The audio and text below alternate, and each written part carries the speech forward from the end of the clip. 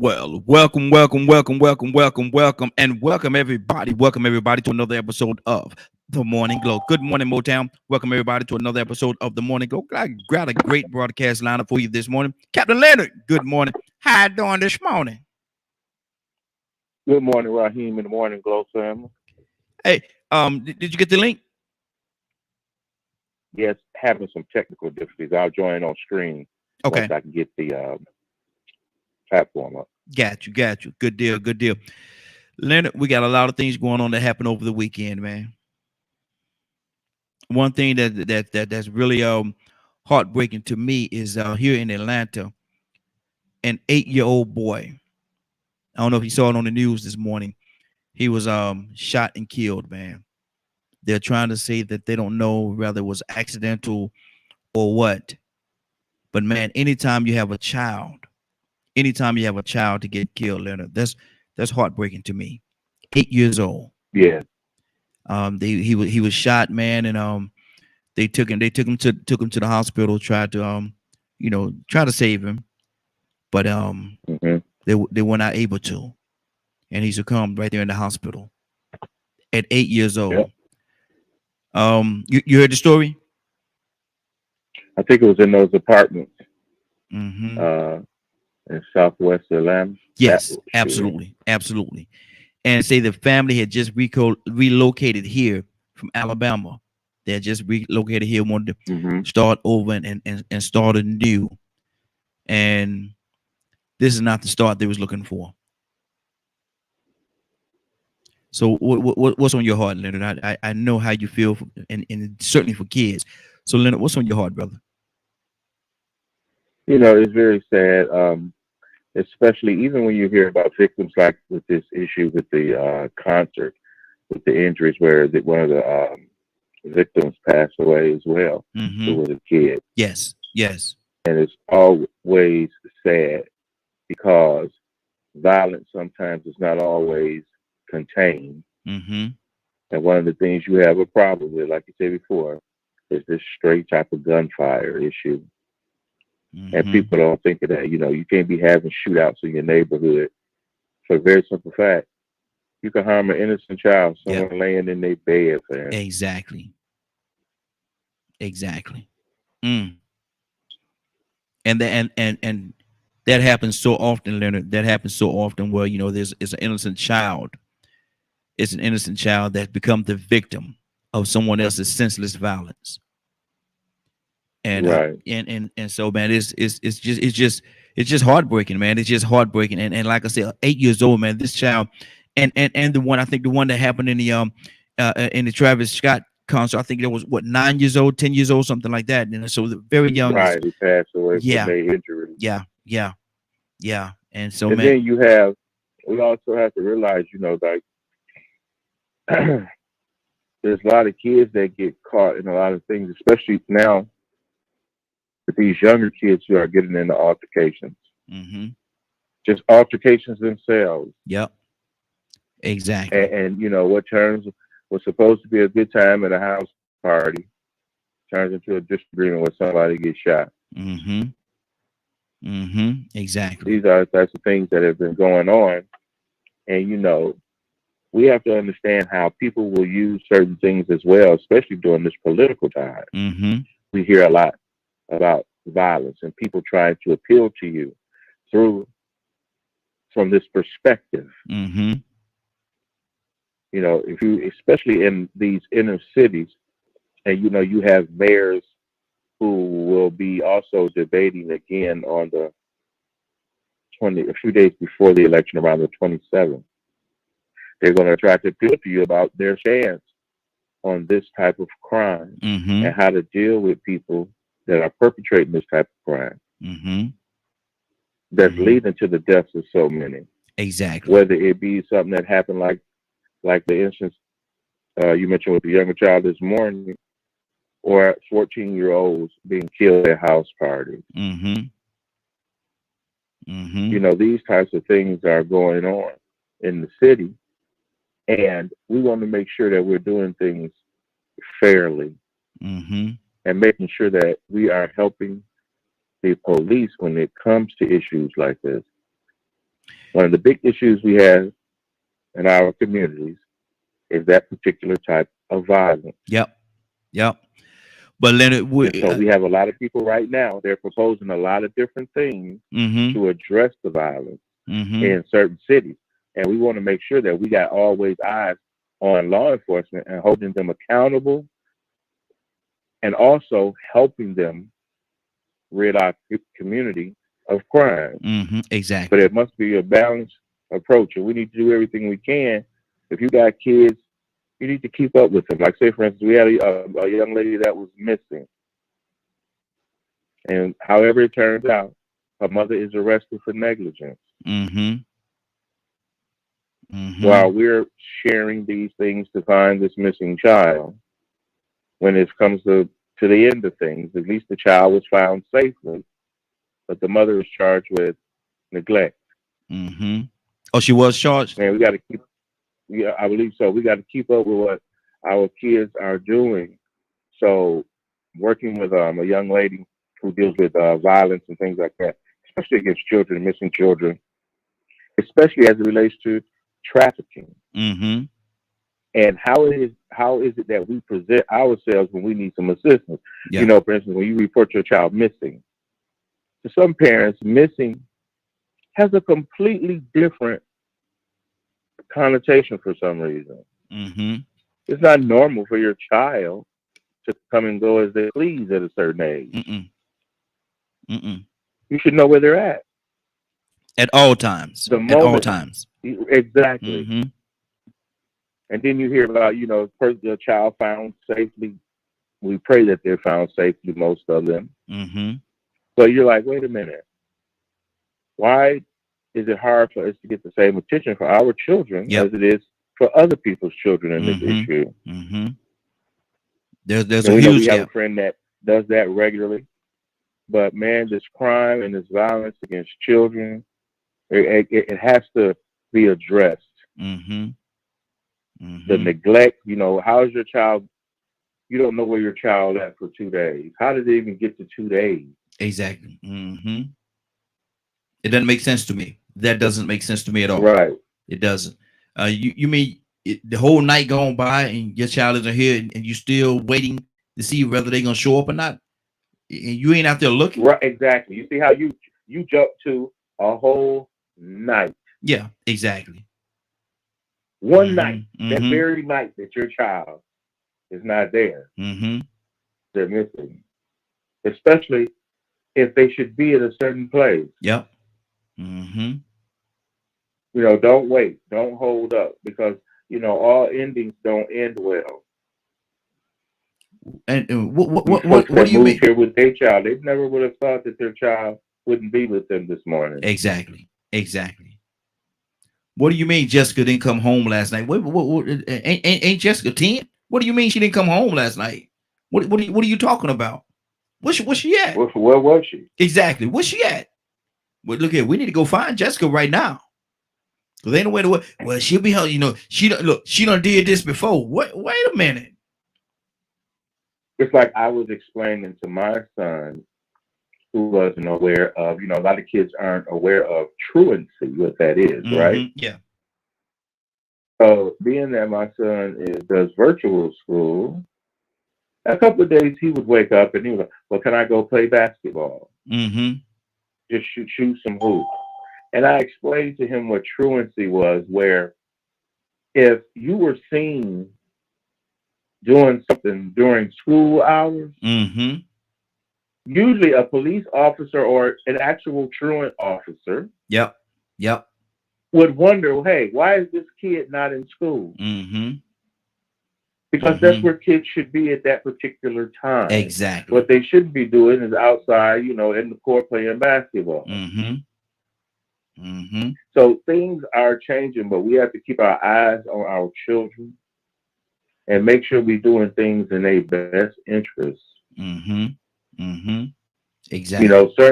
Certain neighborhoods and everything like that, man, it just seems like,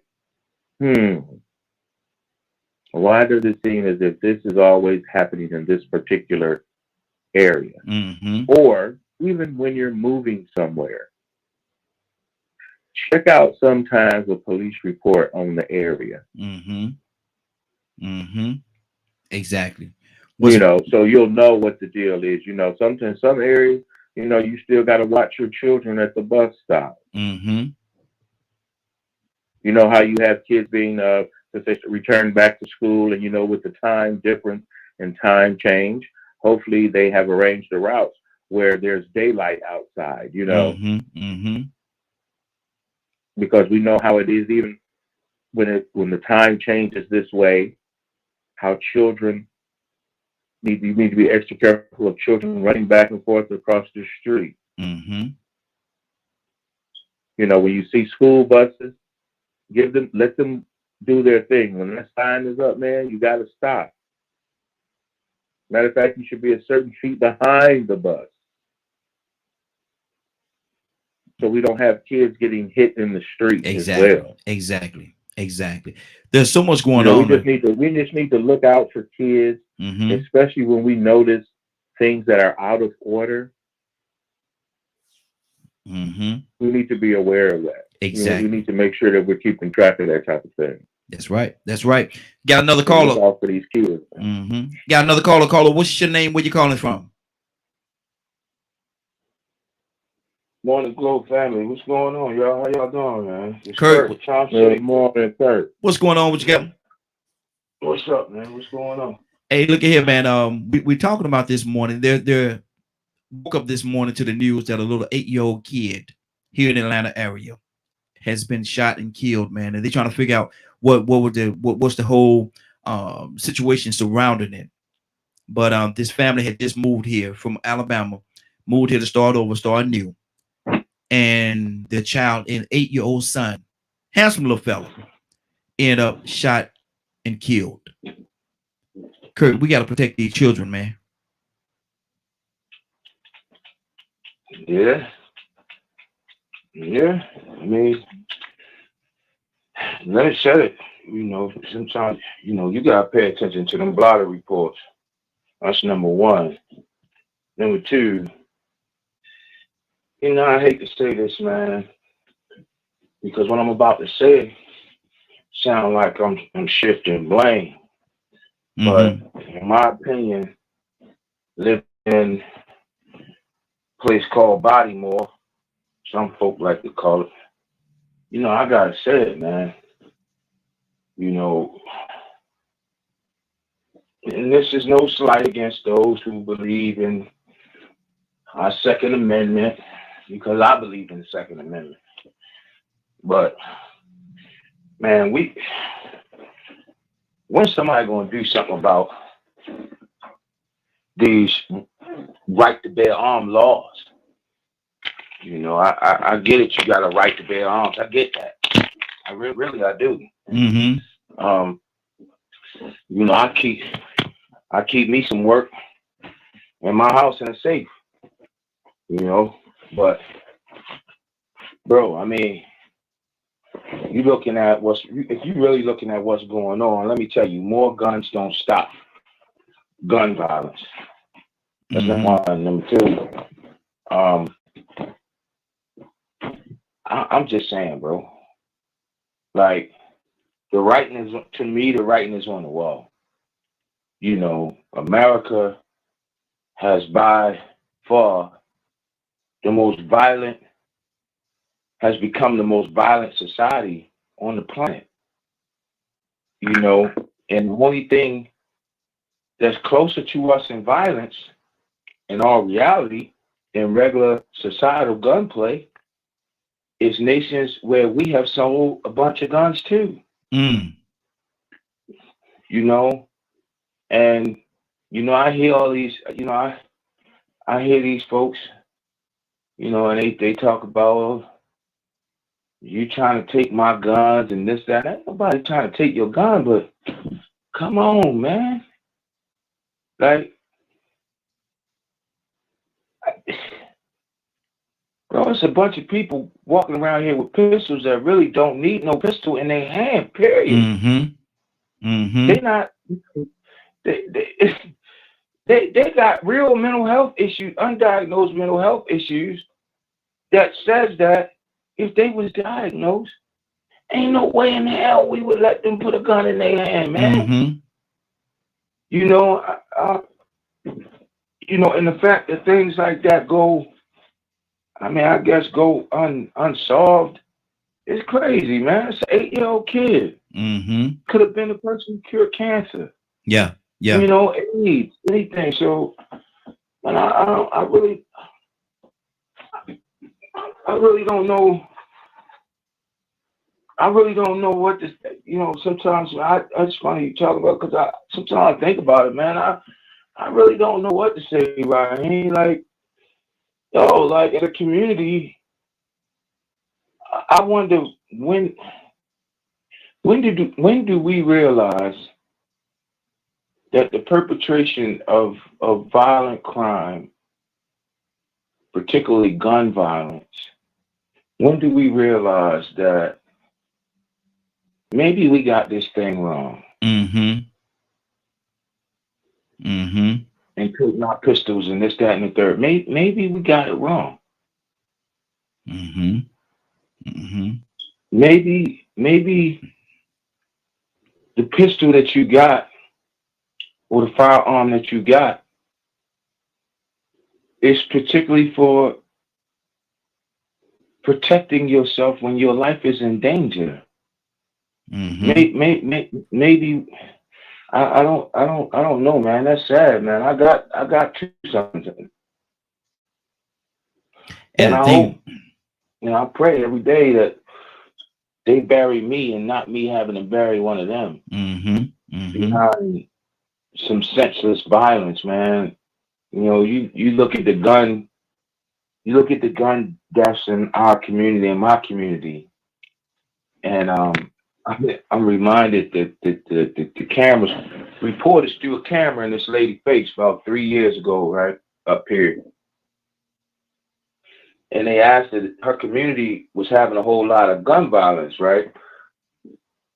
And they asked this lady what she thought, and this lady, in a bout of honesty, she came straight out and said it. She said, "Look," she said, "I wish these young boys would realize that they only gonna get but so much money, and they only gonna have but so many girls." Mm-hmm. And the reporter asked her, said, "Well, what do you mean?"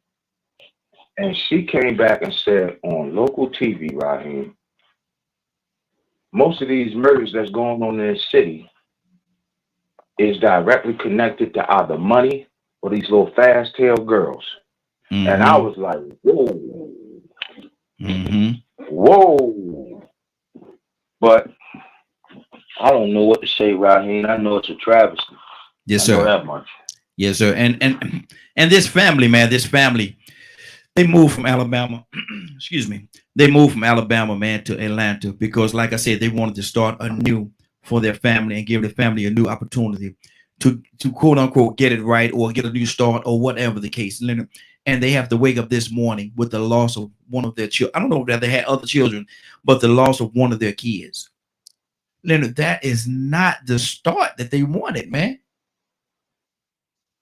No, but like you said, and you know, this is you know, accidents and things like that happen, but you ain't never prepared for nothing like No, that. no, no.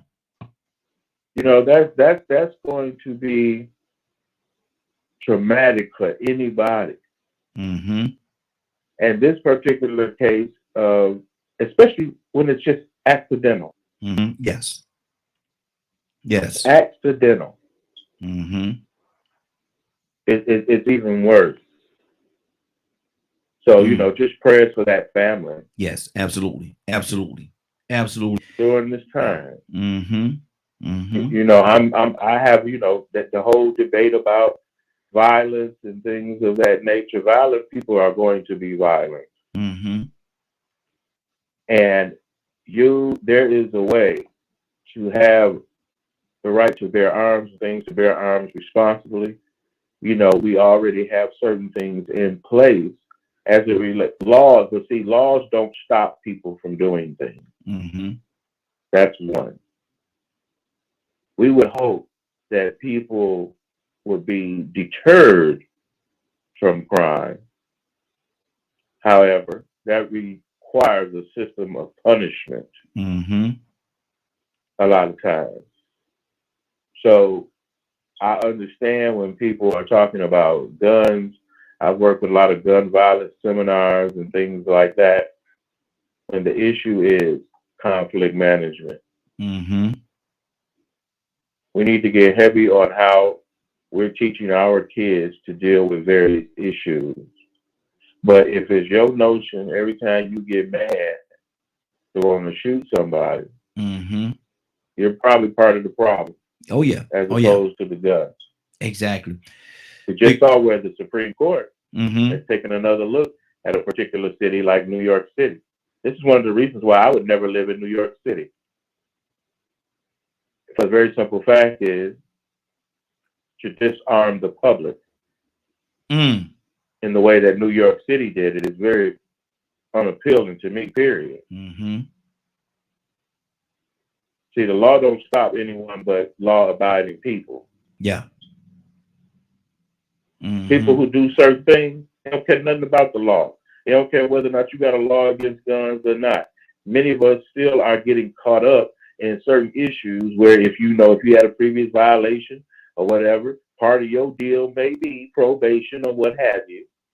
And guess what? If you even caught anywhere doing anything with a firearm, it's a crime. Yes. Just because you're a felon. Mm-hmm. You hear a lot of the entertainers right now. That's one of the main ways they actually get involved with law enforcement is because something happened. Yeah, you famous. Yeah, you got money. You're a star, but you also got an open case where you can't have a weapon. Mm-hmm. You already know this. So whatever happens to you bearing arms, you know the deal on that. Mm-hmm. So we see many of our people, especially these young men, are already operating with felonies and not supposed to have weapons. Exactly. Exactly. Mm-hmm. So we have to do it responsibly and make sure that we're not, attributing something unfairly to certain communities and really focus on, okay, how do we reduce violence or do we just want to take away guns? Because that only works with violence committed with guns. Mm-hmm. Mm-hmm. And that's a good point. Owners have issues as well. Yeah, exactly. And that's a very good point because I think even if you took all the guns off the streets and nobody had a gun, you'll still have some sense of violence. They'll just think of another way to do it. And me personally, I can't give you my gun because my enemy has guns. Mm-hmm. Mm-hmm. Remember, the right to bear arms is really for you to protect yourself against, protect yourself not only from criminals, mm-hmm. but from the government abuse of authority. Mm-hmm. The only way slavery worked was because of guns. Yes. Yeah. So we must keep that in mind. Good deal. Good deal. Curtis, what's on your heart, brother? If we take all the guns off, we take all the guns off the street, will the violence stop? No, violence is going to be here forever. I mean, the first recorded, according to our scriptures, canons, and texts. I mean, violence started with the creation of man. But you know what my opinion is? My opinion is, you know what? If you're going to create some laws, create law that does not continuously and consistently affect the person who actually may need the gun. Mm-hmm. If I'm saying that correctly. Mm-hmm. You know what I'm saying? Yes. Like, listen, I don't have no problem with nobody buying a gun. All right. Mm-hmm. But for somebody to have a stockpile, yeah, an arsenal. Mm-hmm. What do you need an arsenal for? You can only fire one gun at a time. Exactly. Now, exactly. Some people are gun enthusiasts and this, that, and the third. Okay. Well, okay, even in your enthusiasm, we can say, well, okay, look, you're authorized one type of semi-automatic, one type of automatic, one type of revolver, blah, blah, blah. There are several ways it can be done. But I believe that I believe that the laws that's coming out is always to penetrate or always to truly affect the guy at the bottom. The guy that spent $200 or $300 at the pawn shop for a little 9mm or 380 or something like that. But I believe the laws don't adequately address the issue of, for example, straw purchase guns, which is in all reality a way to sell someone a gun whom you literally can look. I don't know if you ever been to some of these gun shows, but if you go to some of these gun shows and you just sit back and just watch the flow of traffic, some of these people you can look at and tell that man don't need no pistol. Yes. I done been in a gun show right here and saw a dude having a conversation with himself before he bought the gun. So my big thing is, I'm not against people owning guns. I'm not against gun enthusiasts. Marksmanship is a phenomenal sport. But I just feel like there's no accountability there's no true accountability being held at the seller's level. The only people that's being held accountable is the buyers. Well, Kirk, they say that it's quote unquote business, and in business, the only thing they're concerned about is making that bottom dollar, making that bottom line and increasing that bottom line. So they don't care if somebody come up there and they could buy the gun, they're gonna sell them the gun, regardless of what they look like or how they come across. But Mighty, no, I get I get that right here, and you're making good sense, bro. You're making good sense. But let me put it like this right here. Okay. If I allow for you, knowingly and willingly, if I allow for you, or if I give you a plug and you go get that plug, and you and that plug, y'all working, y'all getting money together. When the feds come down, they're gonna hit me with conspiracy, right? If I allow for you to murder anybody, and I know that you was gonna commit that murder, or I drove you to the spot where you committed this murder, they're gonna hit me with conspiracy. Yeah. I think to just throw it out there like, oh, it's just business, it's commerce.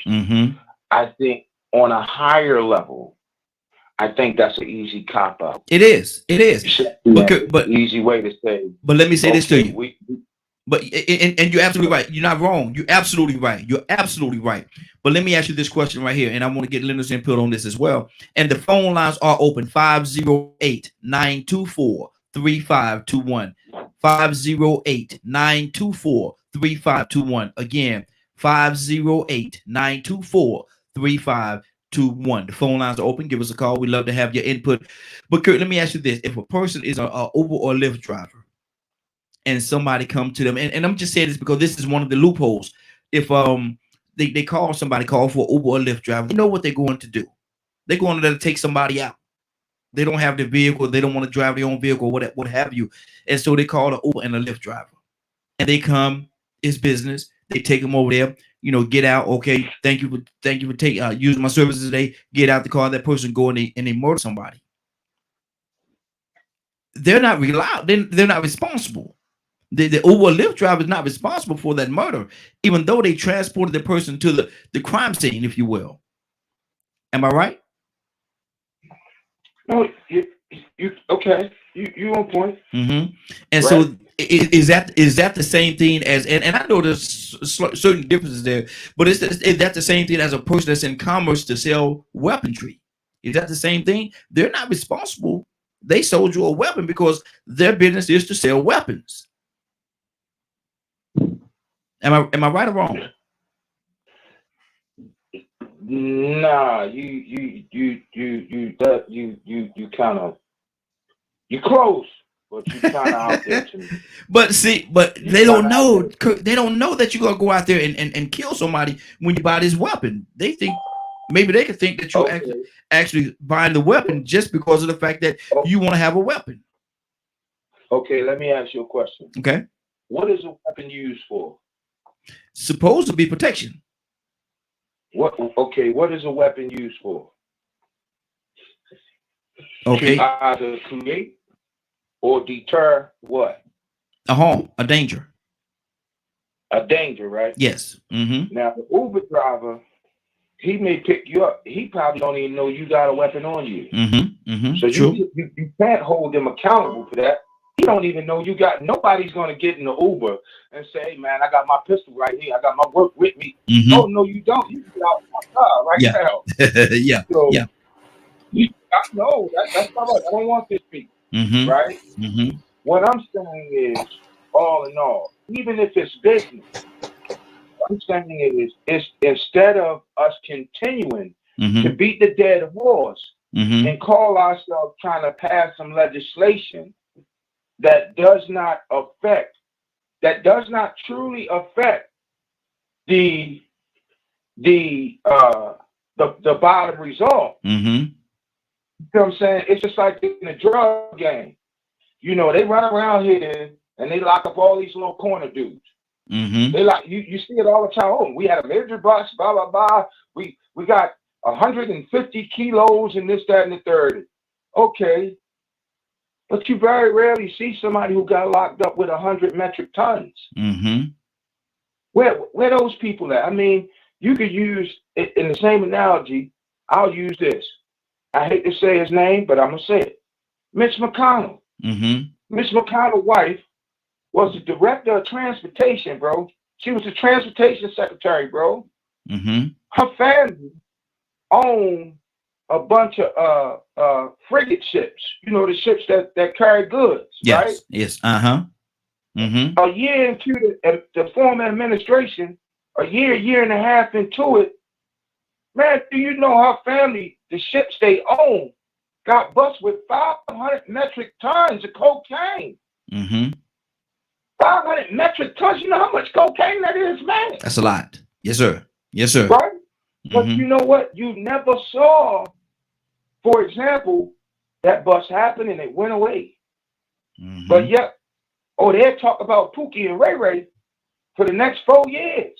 I agree They'll with you. give Pookie and Ray Ray 70 years I agree. up under the jail. Mm-hmm. And when I say up under the jail, I mean literally up under the jail because, you know, here in the state of Maryland, you know, we got what is called Supermax now in Mhm. Baltimore City. Yeah. The whole prison is up underground, Mm-hmm. right? So I'm like, all I'm saying is, okay, look, okay, we done tried to make gun laws. We done tried the less restrictive gun laws. Okay, Raheem, you can't go and buy a gun if you got a felony. Mm-hmm. Okay, Kurt, you can't go and buy a gun if you got some mental health issues. Mm-hmm. We done tried that, but still, these guns are still overflowing into our communities, specifically our communities.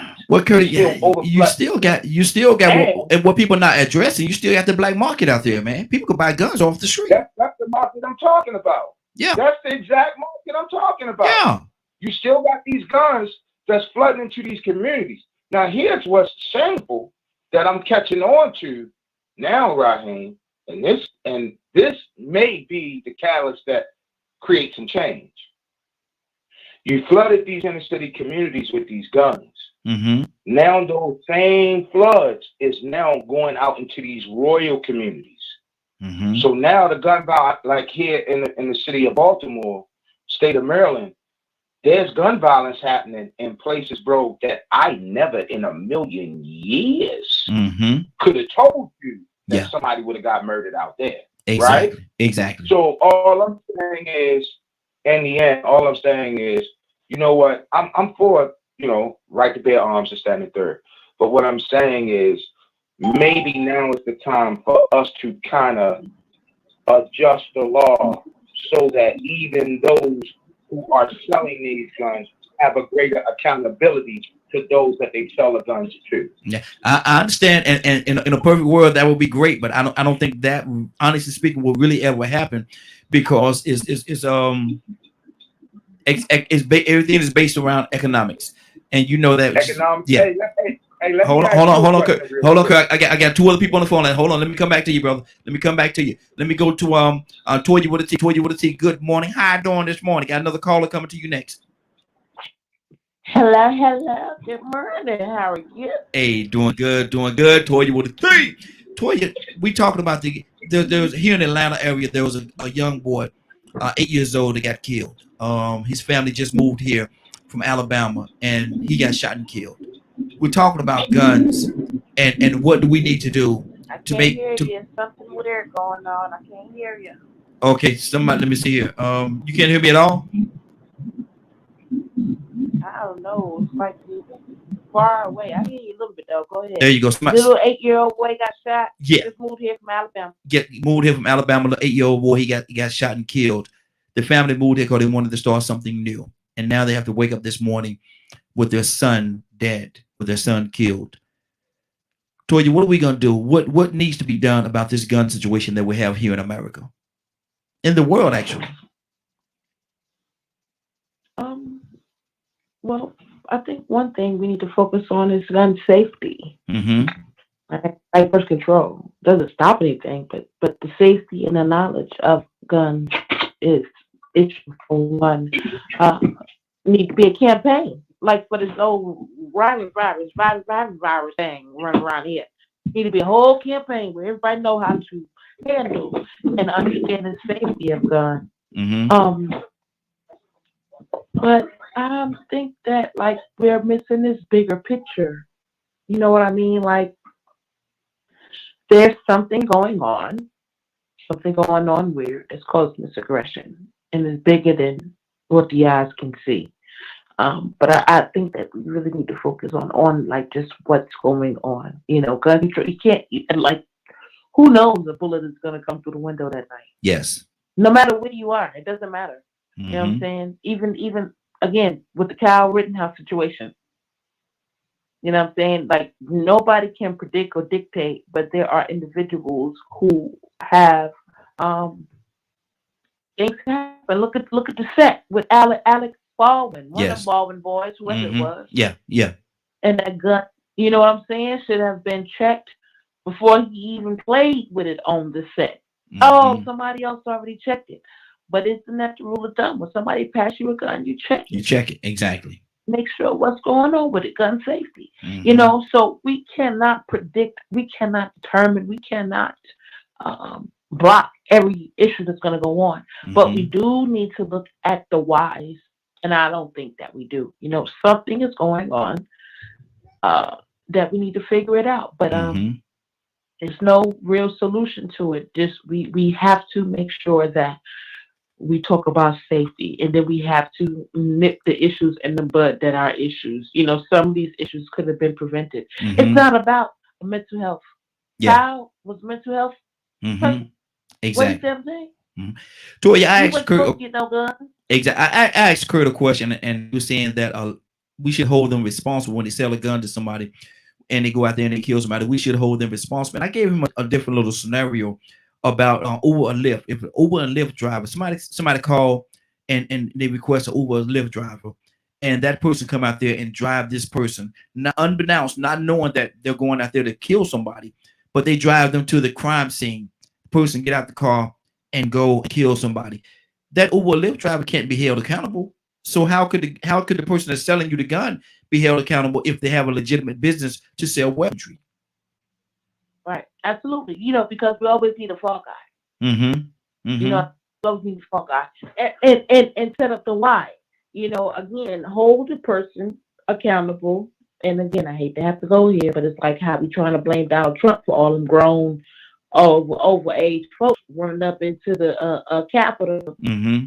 And oh yeah, he did it. Oh yeah, he did it. Oh yeah. No, your big grown behind went out there listening to somebody and went to go do something to cause harm or fear to somebody.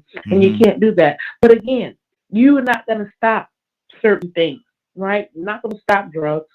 You're not gonna stop guns. right? So Mhm. again, we have to look for the solution. We have to look for the why. Once we look for the why, we'll be able to narrow some of this stuff down. But no, there's something bigger than what meets the eye, and it's going to be bigger than just, oh, we're just going to take the guns. Look at the officers who have gun Mhm. training Mhm. and they shoot unarmed people. You Yeah. know what I'm saying? Yeah. Again, the variables we're looking in the wrong direction. We need to figure out these whys, and we need to go ahead and get on it. And we know that it's triggered by something other than the simple everyday things we're talking about. Absolutely. Absolutely. We got a couple of callers. Cassandra, you're next on. You're next on the docket. Cassandra, good morning. How you doing this morning?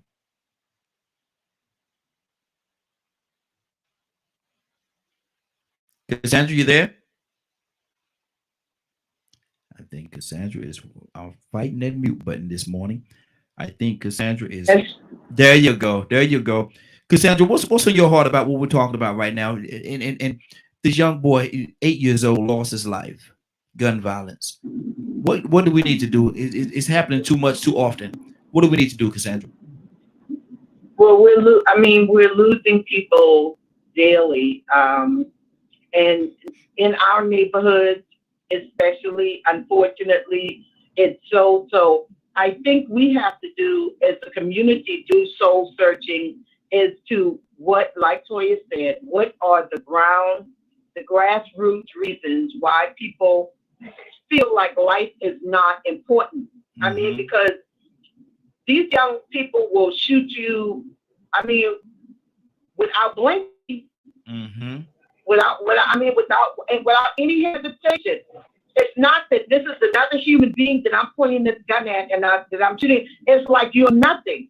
So until you can touch a man's heart to realize that this is a human being that wants to live just like you want to live, we're not going to stop it. It's a heart issue. Mm-hmm. It's not a get your hand on the gun issue, because even if you have a gun, does that mean that you have to use that gun for the wrong reason? So it's a hard issue when you don't value life. Mm-hmm. Wow, that's good. That's good. That's good. Rico, good morning. How you doing this morning? Man, I can't complain. Grand Rising. How's everybody doing? Hey, doing good, doing good. What do you think about this, man? Because the person that we're talking about, man, they actually relocated here to Atlanta from Alabama. They moved over here, and their son, the 8-year-old boy, got shot and killed, and they're waking up this morning to the death of their son, man, 8 years old. Rico, what do we need to do about this gun violence situation? Well, really and truly, you know what I'm saying? It sort of goes back to the question you asked about responsibility. First off, this is not anything exclusive to Atlanta. This is going on in every pocket of the map of the United States. Exactly. And it's common. You know what I'm saying? This is we have to accept that people have become desensitized to the true impact of a gun until after the fact. You see too many movies with an overabundance of gun use, and cartoons and video games. That's a violent thing. And I heard you try to, you related the Uber driver dropping people off, or Lyft driver dropping people off, and that's two totally different things, because there's no atmosphere of danger or chance of danger expected if you drop somebody off with Uber or Lyft. See, with a gun, even if you're defending yourself, it's a certain level of violence that's expected, a certain level of damage, you know what I'm saying, impact that can happen from the use of that gun, compared to just an average drop off. Even if it wasn't Uber or Lyft, they could have just been a random person just giving you a ride and dropping you off. There's nothing really, there's a very minimal chance of you being able to expect something negative or bad happening. But with a gun, you always know that there's a 50-50 chance that somebody might die. Somebody might get hurt.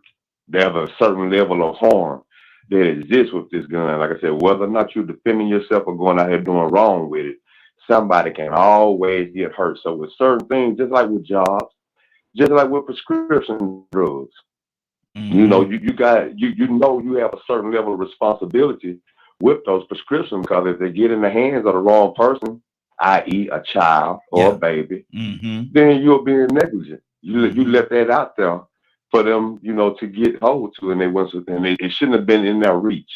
So that's the same thing with a gun. You get what I'm saying? Yeah. You'd be better off associating a Lyft ride with a plane ride than associating that with the gun, because it's just an atmosphere of hurt and pain that's automatically going to come with a gun. I don't even want to say 50-50 chance. It's about an 80% chance that if you use that gun, somebody's going to be hurt. They're going to be damaged. And so, there's a very huge level of responsibility, not only on the person that buys the gun, but the people that manufacture the guns. Yeah. Because they know. But Rico, they'll be never held accountable though. They'll never be held accountable though. The manufacturers and stuff like that, they'll never be held accountable for the amount of deaths that's in the streets. And that's unfortunate. It is unfortunate. And so therefore that's where the contradiction goes on, because see, for anything to function, I don't want to say perfectly, but just for it to have a good function, to have a positive function, I think everything has to have a purpose, and then with that purpose, there's an accountability that has to go with it.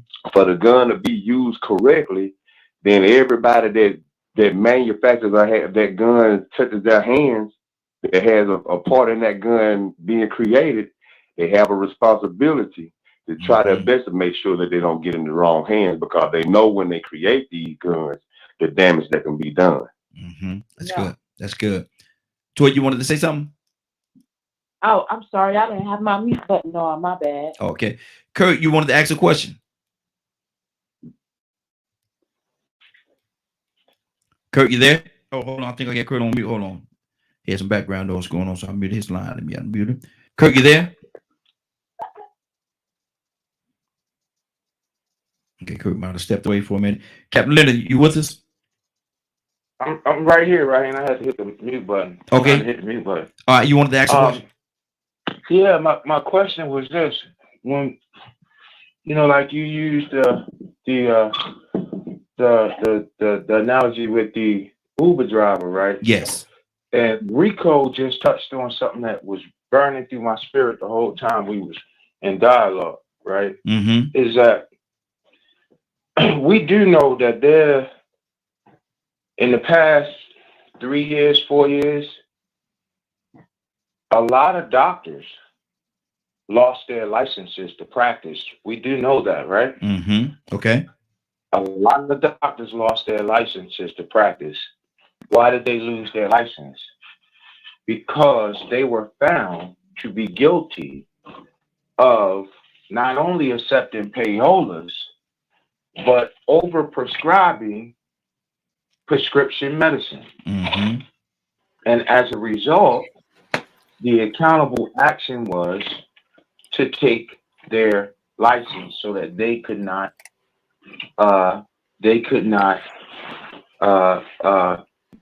give prescriptions anymore. Right? Okay. Sometimes I think in this situation of the gun, the straw purchasing and things of that nature, I think that there is this thought that they're too big, or we made the NRA think that they were untouchable for years. And the NRA just kept breaking the law and breaking the law. They kept running things around here and running things around there, kept getting these laws passed that allowed for certain people to have guns that really should not have a gun. When you talk about purchasing firearms, bro, the first thing that should be mandated, period, is a psychological test.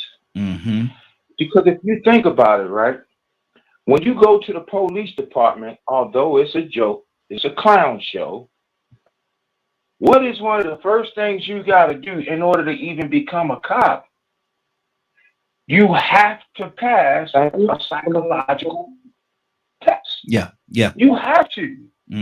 Because, bro, I'm going to put something in your hand that literally, at the stroke of a finger, could take a life. But now, I'm gonna go spiritual really quick. What if I said this, Raheem? What if I said the gun violence that we have, this is something that God put on my heart when I was listening to everybody talk. What if I said that the gun violence that we have is not because man has a lack of respect for life? That's just a part of it. His fear for death. Mm-hmm. Solely because he has no connection or he's not plugged in to that spiritual being that tells him that life is God. Mm-hmm.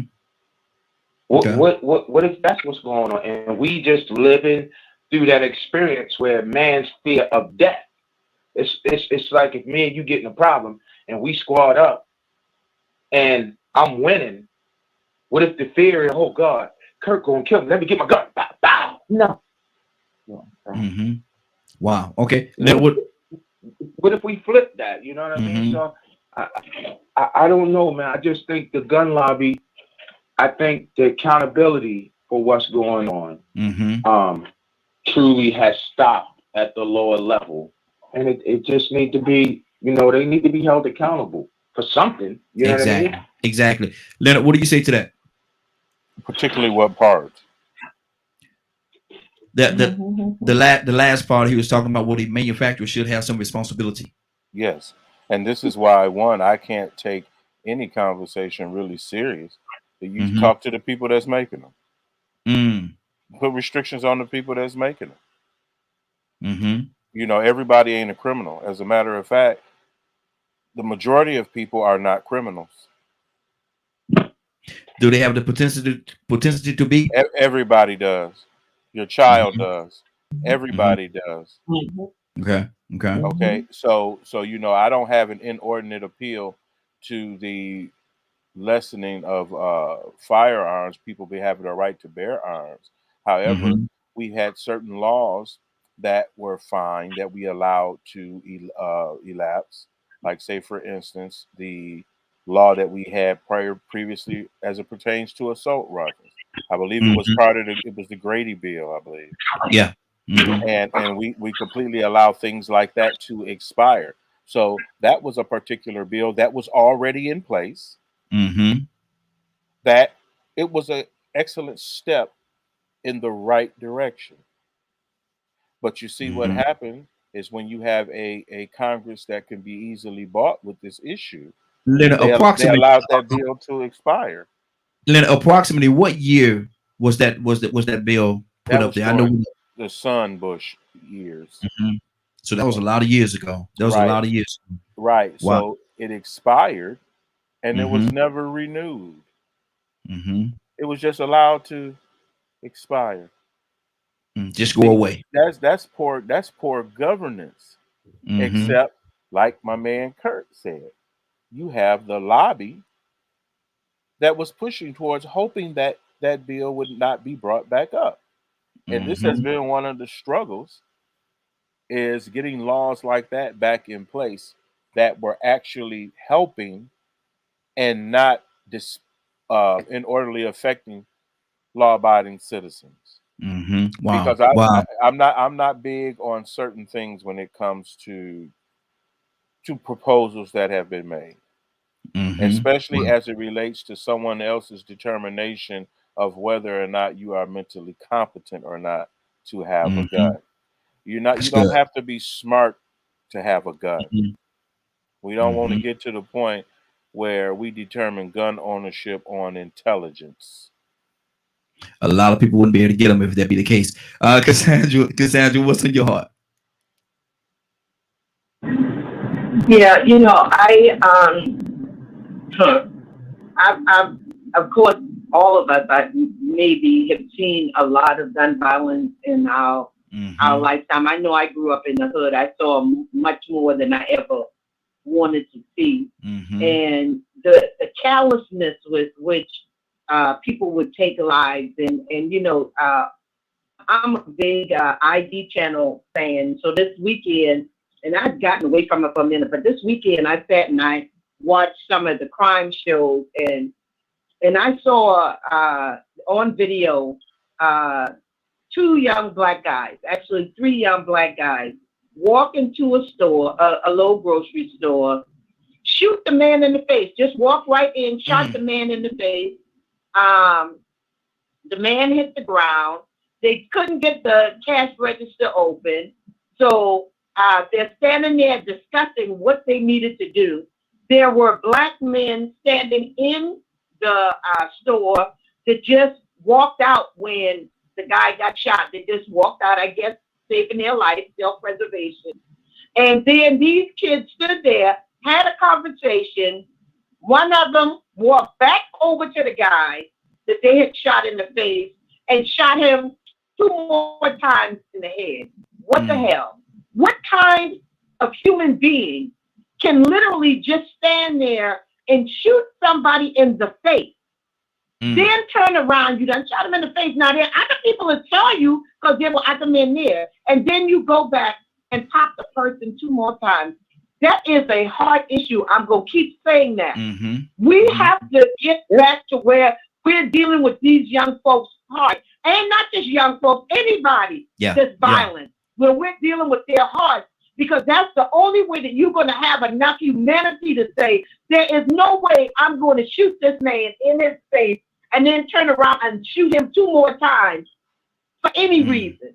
And then you didn't get no damn money. Excuse my language. Got no money. Got nothing. Just got nothing. Just destroy a life and some lives and destroy the life. Yeah. Or lives, because he's connected to other people that had to deal with the hurt of him being killed like that. So it's a lot. Let me go to Toya with a T. Rico. Come to you next.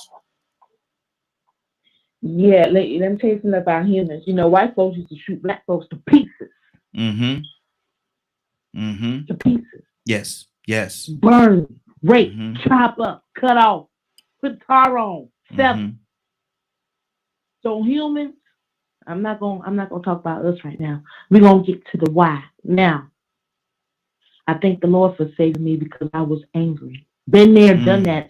I one day at a very young age, in the middle of a playground for kids, was finna take somebody's face off. Anger. I'm telling you, you have no idea. I used to be out of control. Wow. But now that I'm out of front of it, I see that it's a spell. There's something going on. And when I tell you, only God can get you out of it. It's so deep, but I'm telling you, it's anger. It's frustration. You understand? For a human, period. The only difference between now and then is the self-control that God has allowed me to have.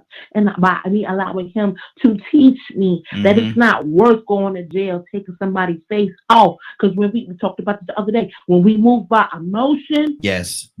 Come on. I just said last night, some of these kids, if they would have got their little butt torn up, just when they were cracked in the head with a brush one time, they wouldn't have been out here doing half some of these things that they had going just one time. Not an overabundance of hitting the head, bust cracking. But now you're finna take them down a whole nother tunnel. It's a balance, man. And it's this God energy that we're missing, this God power that we're missing that allows us, that's the devil, to get caught up in our emotion from anger. And some of this anger can be valid because some people are abused. And nobody wants to listen. Nobody want to see the truth. Nobody want to hear it. And they just look at Black Panther. Look at Black Panther. What happened? He came back, he was angry, ready to take the whole village out and get my rightful place. Why? Because none of you adults stopped to correct the problem. Everybody's walking around doing their own thing. Nobody cares. I'm getting beat, unfed, all kind of things. And now we're going to throw other entities like television and video games that now captures the main attention and spirit of these persons, because all these 2.3 billion people walking around and everybody got jacked up hearts. This thing out here is deep, man. And if some people never been there, and again, I can only thank the Lord. I know that was my father's prayers, my grandmama prayers, and saving me from that world of anger like that, man. Because I'm telling you, some of these things, all bets is off. And you really can't put it off on one entity. You know, you can't blame the gun the NRA for when I was going to shoot that boy in his face. Mm-hmm. He couldn't. You Yeah, understand what I'm yeah. saying? Because it's still my ultimate decision. We all know right and wrong. I knew right and wrong, and I was ignorant, didn't care. And again, it was a heavy spell now that I see it. You know what I'm saying? Now that I've allowed, God to get in my life. And again, it's deep. Mm-hmm. It's deep. And we Yes. really need to look at the problem. And it's from multiple angles. Exactly. You understand? So Mm-hmm. it's the anger in some of these people. Not justified, still not justified. But it's See, and the that goes anger that goes back to what Cassandra was saying. It's a heart issue. It's really a heart issue. And yeah, absolutely. yeah. Mm-hmm. Wow. Rico, what's on your heart, brother? Yeah, man, she hit it on the head, man. You know what I'm saying? And I was glad Curtis went to the spiritual side of it, because it sort of reminds me of when I was young, when I was a very young jit coming to this world and understanding how life went. And then I started finding out that people had to die. Mm-hmm. I didn't know we died at first. You know what I'm saying? That, man, that killed me on the inside. Mm-hmm. The knowing that we had to die. So I feared death for a long time. But then all of a sudden I got exposed to somebody dying violently. I heard people talk about it, and I finally saw it with my own eyes.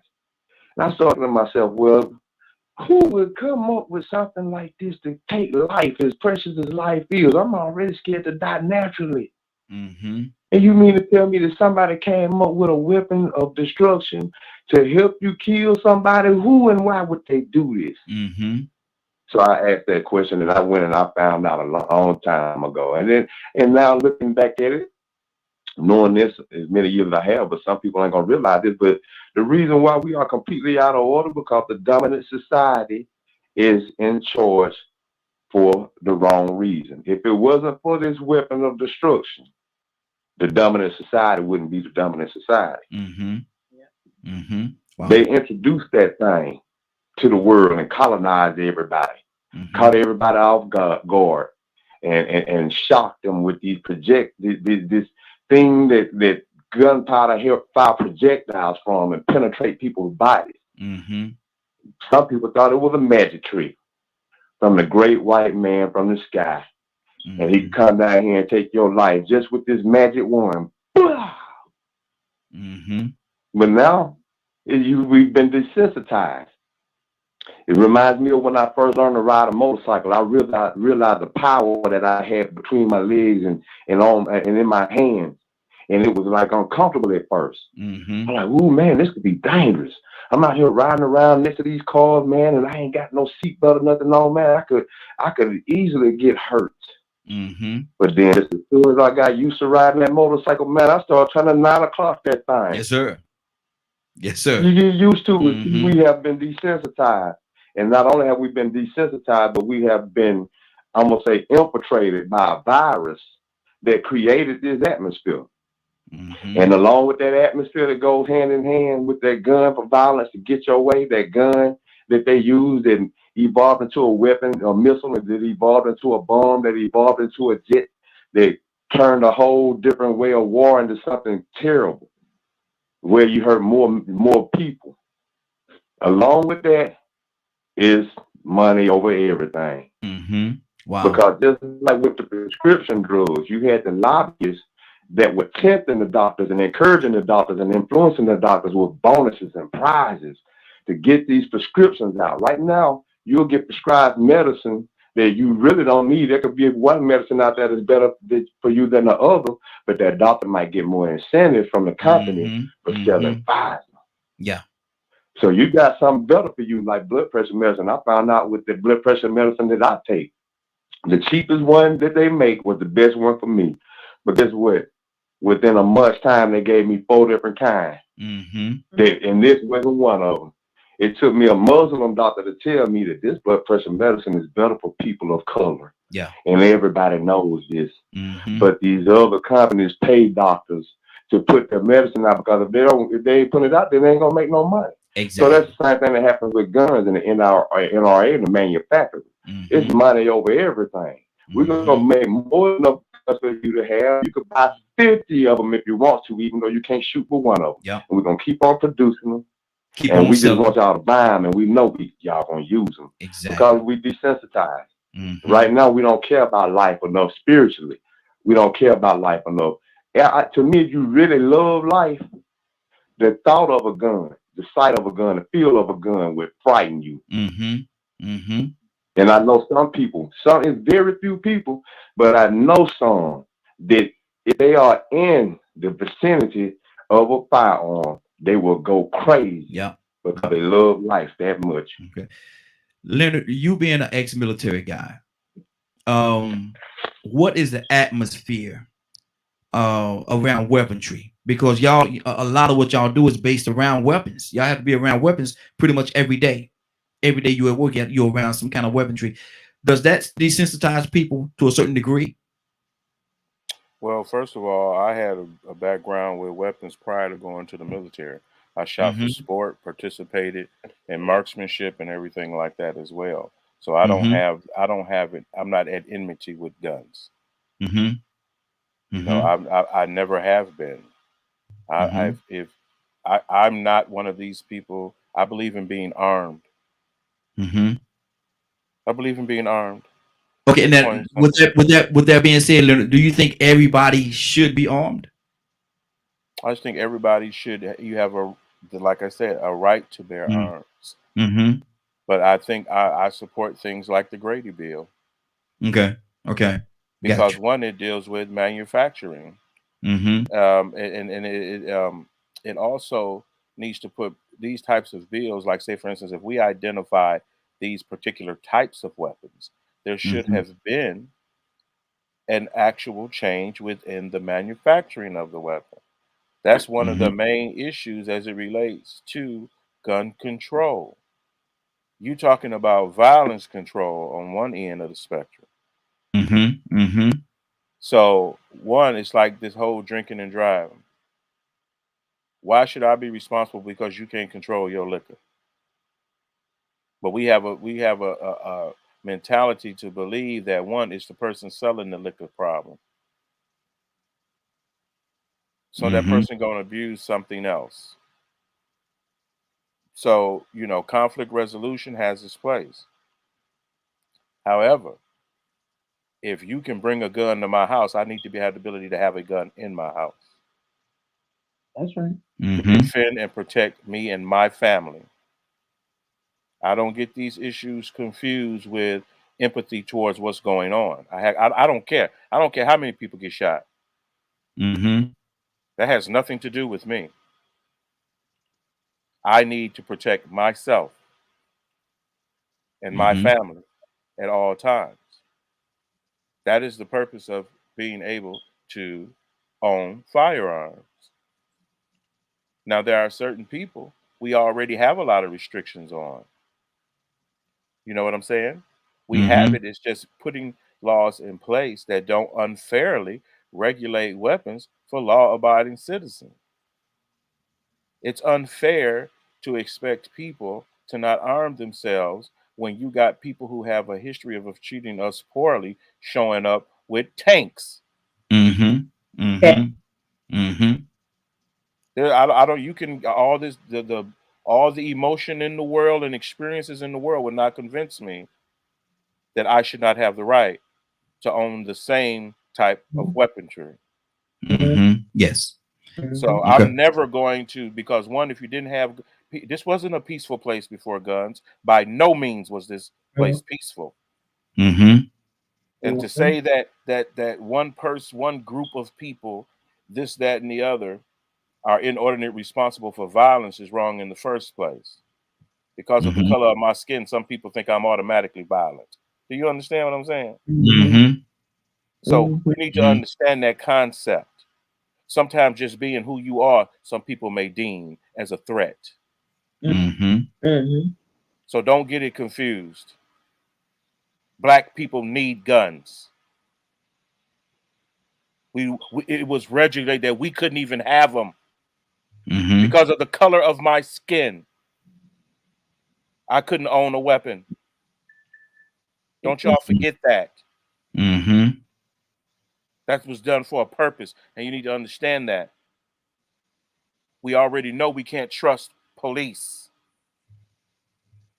Don't ever forget. you couldn't have a gun because you were black at one time. Mhm. Don't let that slip through y'all memory. Exactly. Exactly. That's good. That's good. Cassandra, what's on your heart?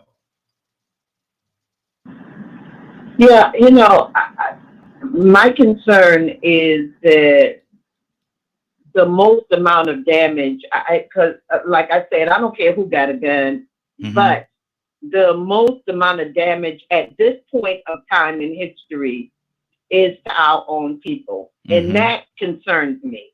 Whoever else got a gun, yes, we need guns. Yeah, you need to protect yourself. But the rate that our, especially young people, have guns and how they are using those guns, not just for protection of somebody breaking into their house or, that's not what they're doing. They are using it for violent action against their own people. And we have to figure out how the hell to stop that. We got to stop it.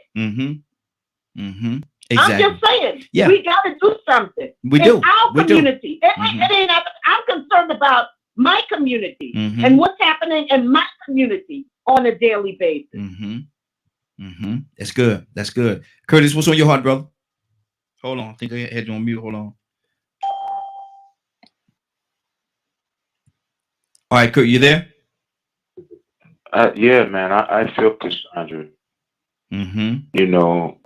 We got to figure it out. We got to figure out how to put that heart back into our fellow man as far as our community is concerned. I heard.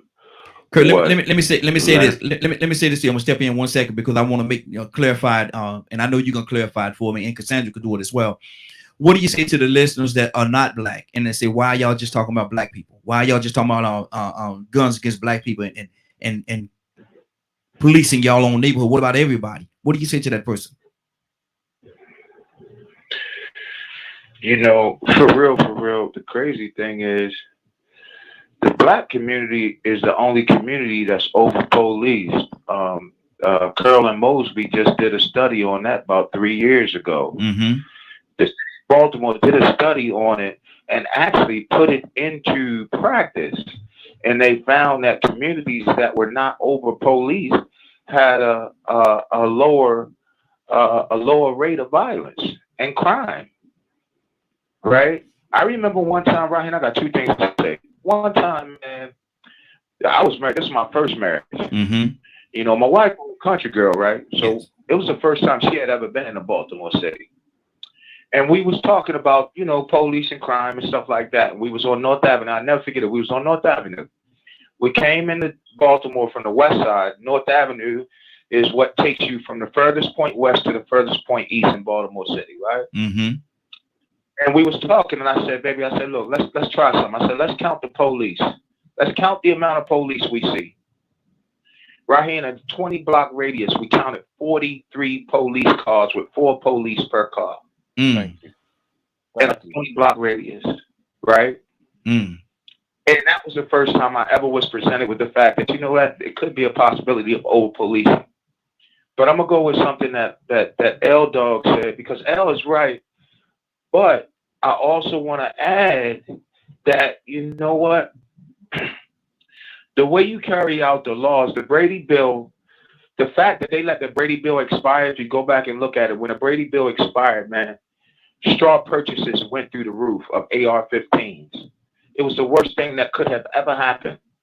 But I think like this, Raheem. So I'm driving my car right now on the way to work, right? Now we're going to talk strictly in terms of prosecution and the way that the laws is handled and carried out.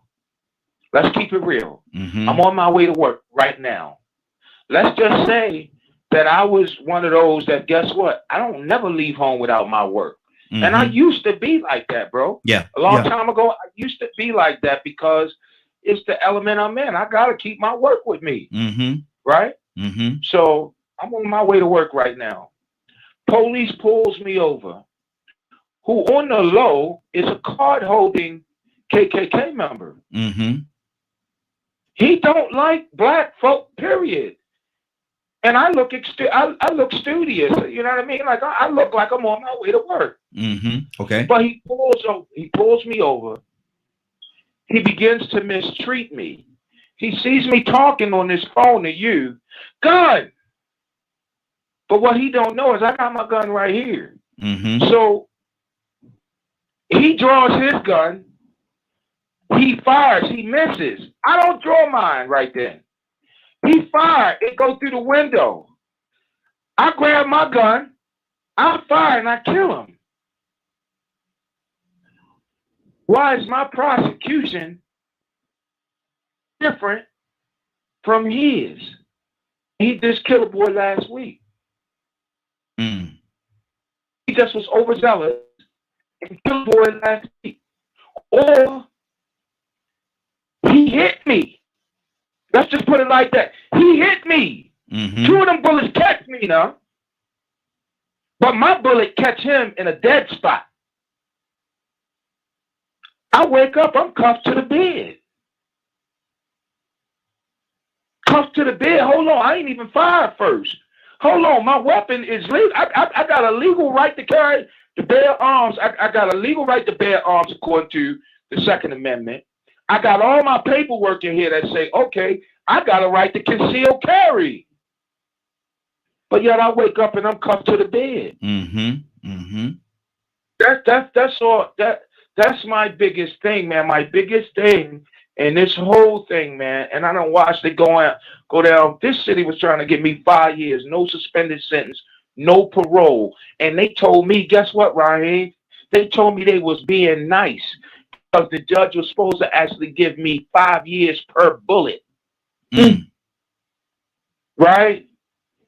I'm clean as the board of health, bro. Ain't got no charges. Yeah. You know, I just the way that the laws are carried out, man, is distinctly unjust and unfair, and set to be beneficial to one particular group and/or culture. And the fact that we won't talk about it says that we're not willing to hold those folks accountable. Exactly. Let me go. We got a call on the line. We're gonna make our rounds. We got a caller. Dr. Cook, good morning. How you doing this morning? Good morning. Am I clear? You are very clear. Yes, ma'am. Good morning to you. How you doing this morning? I'm well. How's everyone? Hey, doing good. What do you think about these gun laws that we have? Should we what should be done? Because there was an 8-year-old little boy that got killed last night, and the family have to wake up to the loss of their child. What should happen with these gun laws, Dr. Cook? I think they need to revamp all the laws. They need to review all the laws, and there needs to be a community committee as well, because the community they're the one that's being affected. So you have the powers that be that's making all of these laws. They want to be in control, but the community also has to have some power in that as well, because we're paying our taxes. Yes. So we have to have some say in these laws as well. But they do need to be reviewed and they need to be revised. Wow. That's good. Toya with a T, talk to me. It don't make no difference about no law or nothing else. If people want to do something terrible, they can. But I think Kurt started getting to the root and potatoes.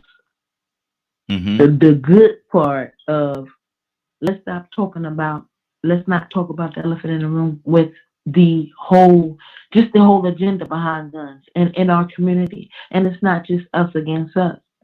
You understand what I'm saying? I gotta go back once again. Why is it in our communities that we are over policed, and what key detail do we use to hurt each other? We don't make or manufacture guns, but we do need to have one. But again, why? Where does it come from? We have too many resources that tell us the mental state of people. springs towards the psychology of human beings, and we still can't correlate that with all of the gun violence that we have going on. Only if we talk about our communities. If we look at gun violence by whole, let's take out black on black crime with guns, because normally with us, it's because we got beef with each other. Mm-hmm. Let's take that equation out and look at it from a governmental aspect. They own guns to go over and take stuff that's not theirs. Mm-hmm. Even if you do use a gun to scare people, listen, I'm sorry, I'm just a little bit special. I'm going to take it from you and I'm going to rip your whole face off with my hands at this point because I don't bother nobody. Mm-hmm. You understand what I'm saying? And still, even if people use these things, it's tactics of control. Guns are for control, regardless of what it is. You know, it's my heart that's going to cause me to do things irrationally, but I've come to a point now where I value people too much. Mm-hmm. I can't even, the spirit of guns, I can't even deal with for one, because there is a spirit behind it. Mm-hmm. We don't want to face that. But I no longer, have the need to feel the need to walk around with one. However, I will use one if need be. Mm-hmm. I ain't no killer, but don't push me. State of the world today. You know what I'm saying? Let's look at it from the other aspect. There are millions of guns in military hands. Mm-hmm.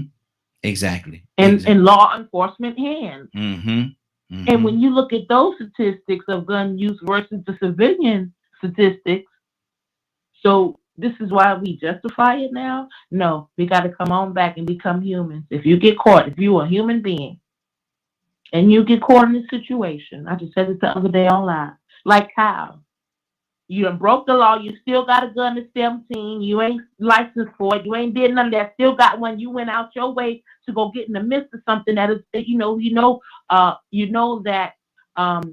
during a protest, during a mix of these emotions are going, you going looking for trouble and you kill somebody, you're going to jail. Mm-hmm. Period. Whoever you are, whether you're a cop, you should be trained and have like psychiatric evaluation. You done went through all of this. If you get caught neglectfully, maliciously murdering somebody, I don't care about color or any age, B12, I might be able to negotiate with you. Mm-hmm. I might be able to negotiate if you're a child and you maliciously kill someone because you don't really get it. But when you're an adult and you're in a position of authority where you know better and you had training, you should get the book thrown at you 17 times over. And if you're a civilian, I then think that maybe you should get less if you had no training, and we can actually think maybe not 1,000 years, but you're still gonna get 100. Mm-hmm. Wow, that's good. Rico. I'm gonna go back like Toya did. Well, I'm gonna hit along the line that Toya did because she asked that important question, why? And I'm gonna go back to what I said earlier. I asked that same question when I found out what kind of damage a gun could do. Mm-hmm. I was already afraid of death. I already didn't like the fact that we had to die. But then knowing that this gun was out here made to intentionally harm people, I figured, man, what kind of monster would create something like this? Mm-hmm. So then I found out, just from experience and then from history, the use of a gun is actually used to make somebody act accordingly. Mm-hmm. Yep. And you make them act in a desired manner. Mm-hmm. Even an animal, it might be an elephant. You can't do nothing with an elephant. But that gun wasn't designed for you to just go and shoot for fun. And so, I think about it, you know what I'm saying? Because I said, we have become desensitized. And when you see a problem, the only way or the best way for you to solve that problem is to go back to the source of why this behavior even exists. Mm-hmm. So I brought it up. And I think sometimes it get ignored because it gets sort of combated subliminally a little sometimes. But we got to remember the nature of the people that created this weapon and why they created this weapon and then what they used it for. Mm-hmm. When the gun first came out and weapons of mass destruction came to exist, yes, violence did exist before then. But Mm-hmm. that type of violence allowed a certain people that were on the bottom to go around the world colonize and oppress people. That created a behavior. It also desensitized people. I don't think there's one person on the planet that will come out of a womb, shoot a gun for the first time and not be afraid. Mm-hmm. Yeah. You're gonna be scared. It's loud. Yep.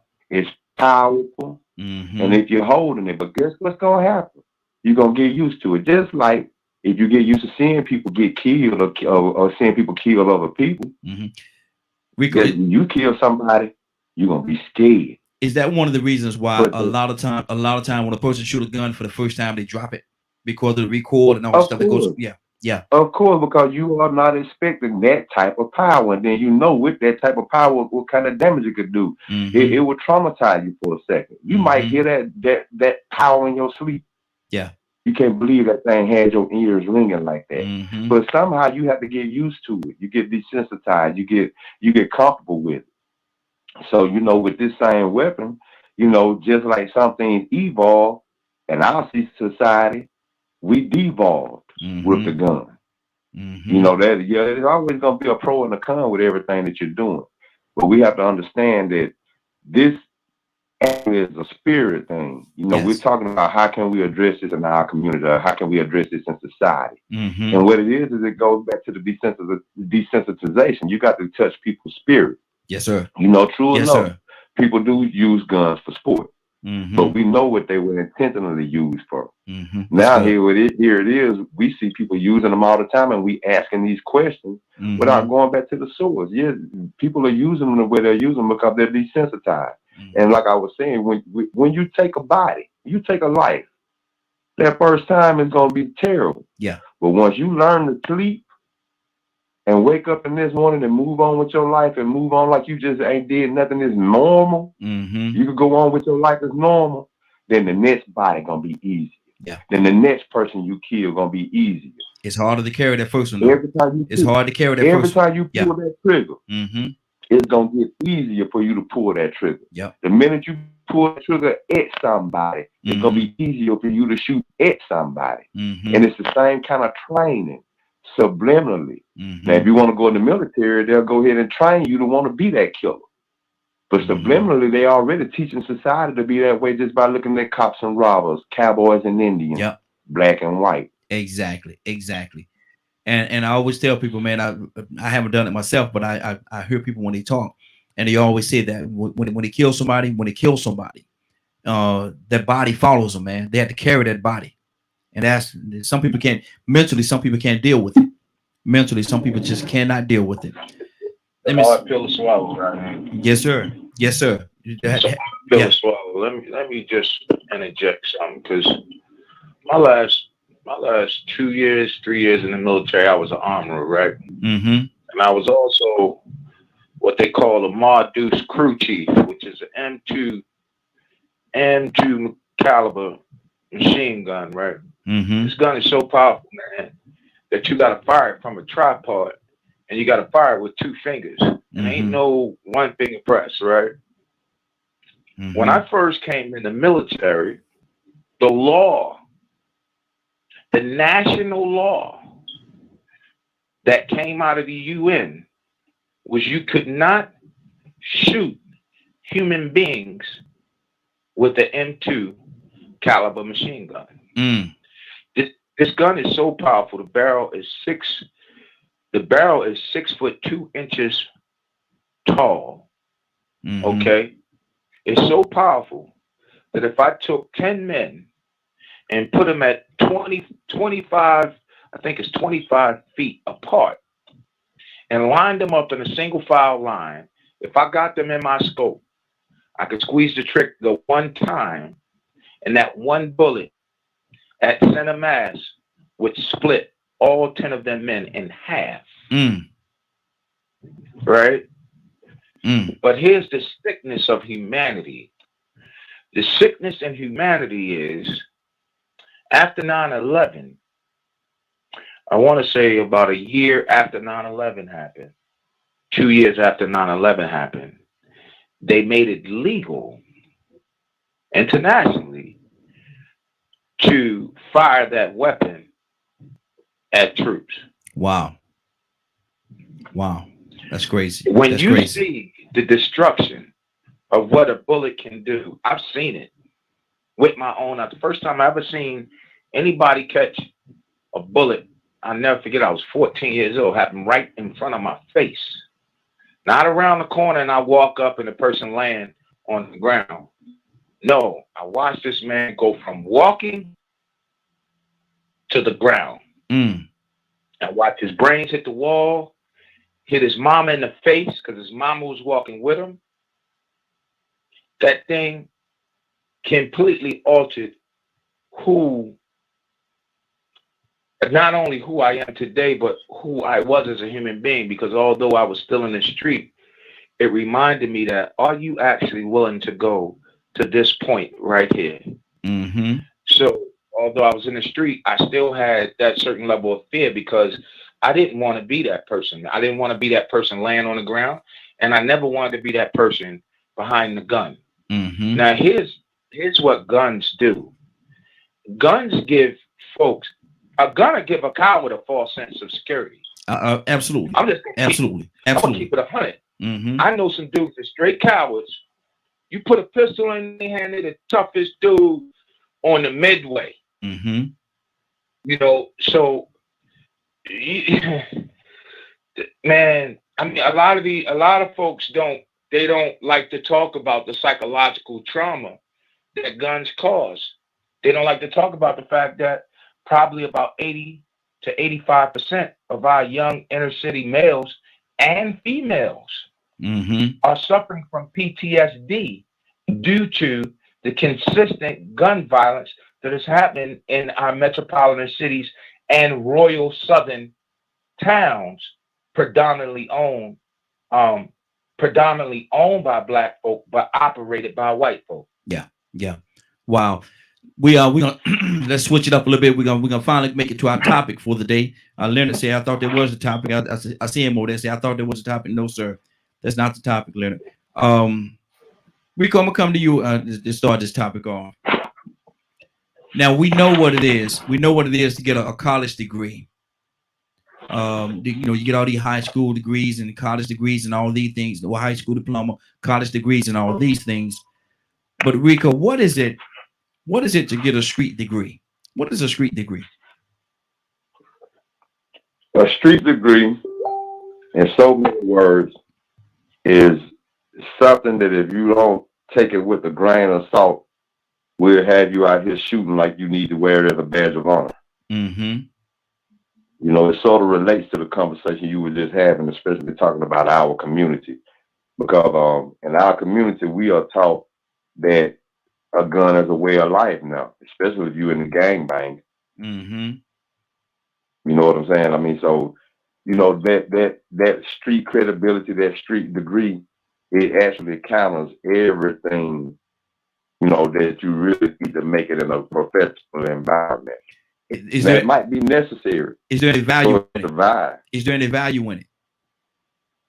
It can be. Mm-hmm. You know, if you got to survive in that element, mm-hmm. you know, it might be wise to be aware of some of the terminology, knowing some of the ways of. I mean, you don't want to be a bookworm scholar mm-hmm. walking through company with the wrong colors on. Yeah, you still need to have some type of degree, some type of knowledge or expertise in how to maneuver in that neighborhood so you can survive and get out of it. Mm-hmm. You know, it doesn't mean that you have to participate. Just know how to function around it or in it. Mm-hmm. You know, but some people feel like they want to get a first-hand degree in it, you know, and they're going to go through all the necessary steps to get that degree, which consists of doing a whole lot of messed up stuff most of the time. Mm-hmm. Wow. I mean, you know, I had something else to go with that, but you go ahead and go to the next person. Okay. I have to think of it in a minute. Good deal. Toya with a T, what is a street degree? And is there any value in having a street degree? I didn't know they had a degree for the street. Well, okay. I'm gonna roll along like I think I'm supposed to roll along with this right here. Mm-hmm. So I don't think a street degree is definitely about like killing anybody, anything like that. You know what I'm saying? It's just a way of life being on the streets. Mm-hmm. And I think that definition of that is knowing how people move, knowing when you're getting ready to get tricked. See, being raised in Brooklyn, right? New York is that place where everybody moving fast. You got to watch out because they'll put some bricks in a box and try to sell you a TV. And then when you turn around and give them the money, you get home and you ain't take the TV. It's bricks in a box. Mm-hmm. So the street degree that I'm thinking in my head, Again, I don't think there's no gang member initiation. How many people you can get away with murdering? How many females you can get away with raping? This, that, the third. No, it's about knowing how to live and how to maneuver on the streets, knowing how to get over, knowing how to hustle, knowing how to make your way through, knowing when somebody is getting ready to come for you. Especially if you're dealing in the drug world now, that's a whole nother degree. If you're dealing in the drug world, you know what I'm saying? And it's a lot of times that when you're dealing in that drug life, not the street life all the time, but the drug life, that's when y'all normally have all that homicide stuff, shooting back, popping back, all that drama. Been there, stuck my pinky toe in that too. And being a girl is totally different because now guys want to play you. Listen, I don't want to do all that. That's not for me. You know what I'm saying? That was just something still that I ain't gonna do all that. But again, it was all stupid. And stupid is being young, is taking control, is taking power. But you know, it's not about a street degree per se. But I get where you're coming from, you know. But I think that if you are gonna be a person who lives in this world, you need to have knowledge on how to maneuver in this world. A street so-called degree can teach you things from a level other than the street, because now you got these people who trying to get over in a corporate world. You can see through that already because you done seen the lowest of the low. You know what I'm saying? We call it the gutter on the street. The lowest of the low, but you know, before you grow up and be who you are, you kind of know your family, your background, this, that, the third. So when you get out in the corporate world, it's just again, it's back to the spirit. Because a lot of those things I got myself into, it was a spirit I didn't even acknowledge at the time, moving me out the way, because those worlds can go any kind of way. But please understand, again, the world is what we make it. Yes, absolutely. And again, we can only be held accountable. I can only be held accountable for the wickedness that I put into the world, for the acceptance of my knowledge of guns and what I think you should do with it and things of that nature. We have to remember that. We can't just keep blaming the world and don't want to assume responsibility because we're not in that place anymore. A lot of people who started these gangs, when they got older, T. Rogers, did he die some time ago? He wasn't with that concept. He noticed, might not have noticed what it was, but you kind of notice that it's stupid. Exactly. You know what I'm saying? So as people, we need to try to understand the streets is what we make it. And if we decide to take our energy, whether we in the streets or the corporate world, and do wrong and ill will to human beings, things that's going to make them angry, then as a human being, they're going to have emotions. You know what I'm saying? To not probably do the right thing and not make this journey easier. But nah, ain't no street degree. I think it's more about street knowledge. Good deal. Leonard, what do you say to that? What is a street degree? Well, the thing about it is, you know, I don't even believe in that whole concept. I think, but because the streets is the wild, ain't no rules in the wild. Yes, sir. So, you know, I'm always aware of that. People have to remember that, because that's how I live. I'm in the world, but I'm not of the world. Come on. So the world has never been, it's never been a part of my longing to be that. I am different than that. You know, despite where I may live or what have you, I'm still better than that. But I'm aware of the fact that everybody not. The world is a jungle. And that's how I view it. Because one, I never know what another person may have in their mind to do or what have you. So I'm not that type of person that's always blaming the outside for my for the mistakes I make or anything. It's like, say, for instance, when you say, let's talk about gun violence. Why? Well, a person got, like with this incident you mentioned this morning. So now when you talk about gun violence, what does that have to do with gun violence? Nothing. So how is that going to solve our problem? And this is the same issue. And I like the way Toya said it. She hit the nail on the head about taking responsibility for yourself and your actions. Quit blaming other people and trying to lock people into your craziness. because the streets ain't got nothing for you. The Nothing. streets is an uncivilized place. Mm-hmm. So one, I can't set my standards that way. Mm-hmm. See, these are people, when you talk about street people, you have to really clarify that. I'm from the hood, and I knew what go on in the hood, but I didn't participate in in a lot of the things that were going on. Mm-hmm. So I'm just trying to live. Okay, that is my thing: is to survive, Exactly. not to sit Mhm. here and hope that your heart is right and all Not these other things. not to become a victim. Thank you. You know, I am not on the victim side of the game. Mm-hmm. I'm just not, and I don't have any empathy when it comes to that mentality. Mm-hmm. Some of the stuff we doing most of this stuff on our own. Ain't got Mm-hmm. nothing to do with the world. You're a bad person, not Yep. everybody else. Mm-hmm. Get Don't yourself blame together. don't blame the world for what you do or what Don't you. don't don't blame the Yeah. world for Mm-hmm. your actions. Mm-hmm. Exactly. Let me go to Dr. Cook. Dr. Cook, what is a street degree? I really don't know. I'm just learning from everybody else. Mm-hmm. I really don't know what a street degree is. I'm from the country, so I don't know. I Mm-hmm. really don't. Okay. I'm just listening and taking it in and learning. Okay, that's a good. That's a good deal. That's a good deal. We might educate you a little bit on the street degree today. You might walk away with a street degree. Yes, indeed. Exactly. Curtis, what is a street degree, brother? We lost Curtis. We lost Curtis. Rico, come back at me, brother. What's a street degree? And how does one disqualified if they get into snitching? I mean, well, see that you just threw it in there. You know that if that's what they want to consider part of the street degree. Mm-hmm. I remember one time somebody telling me about street rules, and I told them I don't play by them rules. Mm-hmm. Even though I might play in the street, I still live by an honor code, an integrity code. Mm-hmm. And what that situation, what situation was about was of you know how sometimes things go. You know when you feel like certain lines shouldn't be crossed, but they say, well, you know what, in the street anything goes. Mm-hmm. That money over everything mentality. Yes. The dog eat dog world mentality. Mm-hmm.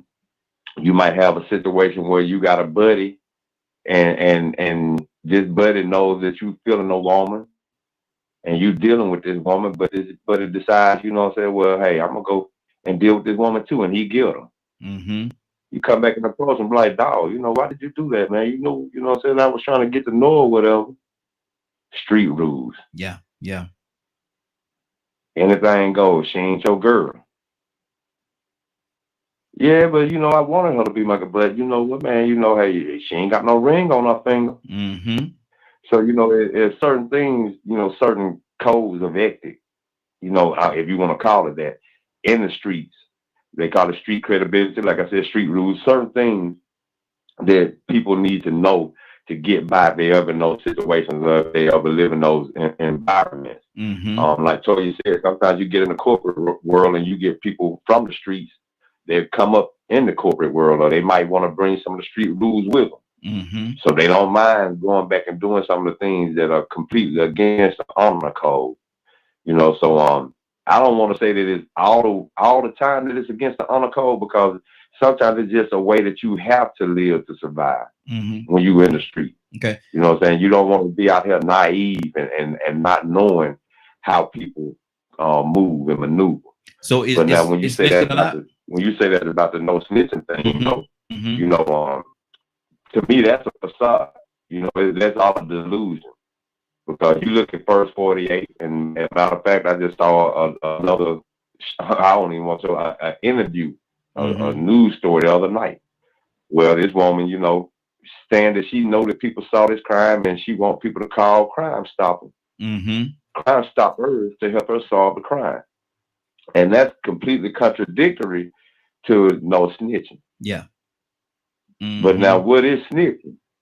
Is snitching actually telling telling the police or helping solve a crime when there's a menace going around society hurting people? When there's a serial killer on the loose or a child molester, is that snitching? Or is snitching just up and volunteering information that don't have nothing to do with you? You telling on people that ain't harming anybody. You just call the police and say, hey man, this dude ran this red light and he run it every day. Is that snitching? So I mean, so you know, there's levels to it, you know, but we have to also, like I said, just remember not to take it too much into consideration or make it too much of a lifestyle, but at the same time utilizing and be aware of so we can maneuver when we encounter people that do that code. Public citizen said this. He said the number one rule of street rules are rules. There are no rules. Toya T, do you agree with that? There are no rules. If you're in the street, you get your street degree, you understand and you recognize that there are no rules. Play the game. Yeah, we're not gonna put that just on the street though. Not the way white folks did black people. We're not. Right? We're not gonna do that. But with humans, it ain't no rules. You put a rule out, a human gonna break it. It'll be a law. That don't stop me from doing it. I only stop allowed to according. Here we go again. According to how I say I want to do that. Me as an individual, we're all individuals. Don't nobody make you do nothing. Did nobody make me go beat that boy back? I just said, oh no, you're not gonna get away with that. I guess I'm going to jail or hell, one or two. But it's still a conscious decision we don't make. All of them finna get broke. Every last one of them, and the head too. But it's still a fact of the matter of personal responsibility of what we do. I know that if I pull a trigger, the gun gonna hurt you. That might be initially how I feel, but that's street code and that's a human code. We just got finished talking about it with being able to bear arms. Everybody who bear arms ain't from the street. But that's the street. That's the street degree teacher. You always have your piece on you at all times. Yes, absolutely. You always got to be ready. You always got to be this. You always got to be that. Foolishness. But that's how you have to live as a human being. That's how you have to live as a black person. And now we just adapted it in I guess an urban way because now we come from the street. But no, that's a norm that we had to follow through life. Just surviving as human beings. You know, the distraction is getting it off, trying to make it seem like, oh yeah, that's the streets. Well, you had to do that from counselors. You know, that was what was going on back in Oklahoma. We had to be taught as black people, listen, keep your head down, don't make eye contact. Don't do, so that was the street code there. Exactly. You know what I'm saying? So now moving forward, it's the code of life. You got to be able to know how to maneuver. And it's different for a girl, right? Do you teach your daughter to how to maneuver with guys out there with guns? Probably not. You probably think and I love y'all. Y'all probably think your daughters is not out there dealing with individuals that come from this world, this lifestyle, this background. But I'm telling you they are. Wow. Telling you they are. Grow up with them, roll with them. And if you didn't teach them like that, that's on you. Don't mean that they're not capable to know it or get touched by it while you're out there. That's why you teach people how to live by the rules of life. Don't get caught up in this distraction talking about a street life. That's the life for humans because anybody will take you out. Good deal. Good deal. Got another caller. I think it's Ricky Neal. Good morning. How you doing, sir? How you doing this morning? Morning, everybody. Good morning. Hey, good morning, sir. We're asking the question on what is a street degree? What is a street degree? Oh, I don't know, bro. That's a loaded question. Good day. I don't know. Okay. Because we're talking about and we're talking about snitching. What is snitching? Is snitching a good thing? And you know the saying that they have on the street all the time. Snitches get your stitches. Is that a part of being on the street? Well, I mean, honestly, I don't know because you know why I say that stuff. I always tell people, let your loved ones get murdered or something like that. You want somebody to come forward to help apprehend that person. So I don't look at that as being stitch. I don't. I mean, it's so many different rules to this thing. I mean, it changed all the time, so I couldn't really tell you. 'Cause for me, like, my brother was murdered. I mean, I wanted somebody to come forward. You know what I'm saying? I didn't even think about it. I looked at somebody. I want somebody to pay for my brother's murder. That's how I look at it. Yes. That was just me. I mean, I think people who people probably are harmless some kind of way. They look at something the same. Hey, I need somebody to pay for this. So I don't think. I mean, I don't know. I mean, I don't know. We just sometimes I don't get it because you got a lot of these cats out here that claim to be this and claim to be that, but if you really who you are, you got to say it. Just live the way you just like choice said. Just live and navigate through this world like what you're supposed to. That's why I don't really get wrapped up in who got this, who got that. Because the same ones you think got it, they thought it got it. And you know that because how many times you and I have been around, you've been around two Jacksonville guys, you always say the same thing. How many times you have compared man and other fellas? Yeah. How many times have you done that? How many times I keep telling you, I said, bro, it's two different Jacksonville. Yeah, exactly. How many times have we ever had that conversation? Yeah, many.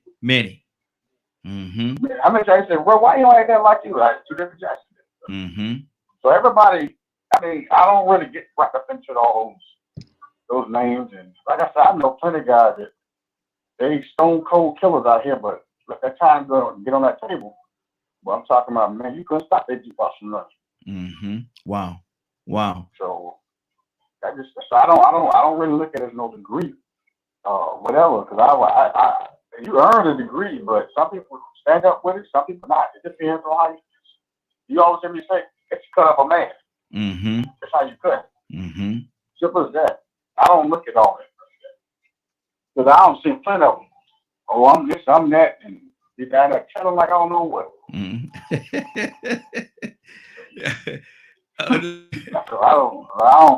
I mean, you got some studio gangsters out here. I mean, they say, oh, I'm this, I'm that. That's why I don't never glorify them. Because I know what I've done, I know what I'm capable of doing, and I know that I don't have to tell you that. Because it's time for me, I'm trying to make my play. I ain't got to warn you. I'm not going to warn you. Yeah. You going to know the way I move, how I move, that you know, okay, if I come up here, I know I better be ready. That's it.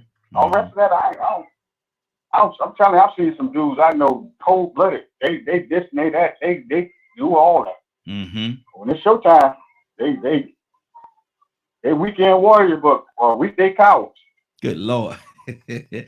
Leonard, what's on your heart, brother? Talk to me. He said weekend warriors and weekday cowards. Lord Jesus. You know, it's just some people move differently, and I've never had respect for crime. I mean, I'm just not into what we call quote street. I like how I always forget the name.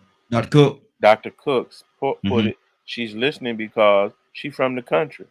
But see, that's why you have to clarify, because there's plenty of foolishness going on in the country too.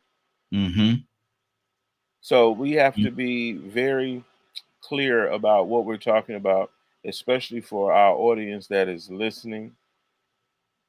Because I think when you talk about snitching and all these other types of things, is this a code in other communities or just African American community? Are we talking about the African American community? We have to make, the difference, because one, like say for instance, I'm capable of doing a lot. But you don't even need to know me like that if it ain't no problem. Yeah. So I'm more focused on trying to be a better person or what have you. Like Mr. Neal just said, we don't need to talk about how bad I am. People who I'm representing the street. Wow, really? Really? I'm repping my hood. You know what I'm saying? I've been to your hood. You know what I'm saying? I was born. It was funny to me because when people used to talk like the hood, and I'm like, yeah, I was raised in the same place. But I don't embrace that type of thing. Yeah. We're in the world, but not of the world. I could be around a bunch of killers. That don't make me no killer. Yeah. I could be around people selling dope all day. That don't make me no dope dealer. Mm-hmm. You know what I'm saying? Because the streets don't have no reward for you. None. I'm just saying it's never been a positive thing to me to be a bad guy. And I never had a desire to be a bad guy. You know what I'm saying? So I don't, I was out here doing things, on my own, but I wasn't clicking up with people about it. You know what I'm saying? When people, well, you got to be in the gang or whatever. No, thank you. If you don't bother them, they don't bother you. So I was that type of guy. Most people who get involved with things go looking for trouble. Exactly. Read this here, Leonard. This is public system. I worked in correctional education in the past, mostly with Hispanic kids incarcerated, and they live by the same dumb code of no snitch. That mindset is a non-thinking mindset. Sometimes that mindset has to do with safety. Yes, absolutely. Personal safety. Absolutely. Because it's easy to get killed. It's easy to get killed. So, especially by people who are at odds with you for any reason whatsoever, you can get killed for somebody thinking you said something. So let's understand, like I said before, snitching is different amongst some people. Some people believe snitching is when did nobody ask you nothing. You got involved. Voluntarily. Yeah, to save your own hide as a deal for something else. You snitched on somebody else to save your own hide. Okay, so we just have to think about the context. Violence does not belong to one community. It may look a little different in another community, but it's still violence. Absolutely. So the streets, and this is how we try to educate young people, especially about thug life. Incarceration of the grave is usually the end of that matter. So if you choose to be a part of that, regardless of where you live, that's what the street has for you. Yep. Point blank, period. Yeah, it ain't no badge of honor. For me, Exactly. Got another caller. Caller, what's your name? Where you calling from? Badger. Good morning. How you doing this morning? Just listening in. Okay. What is a street degree? Common sense. That's how I grew up understanding what that is. Explain that to me.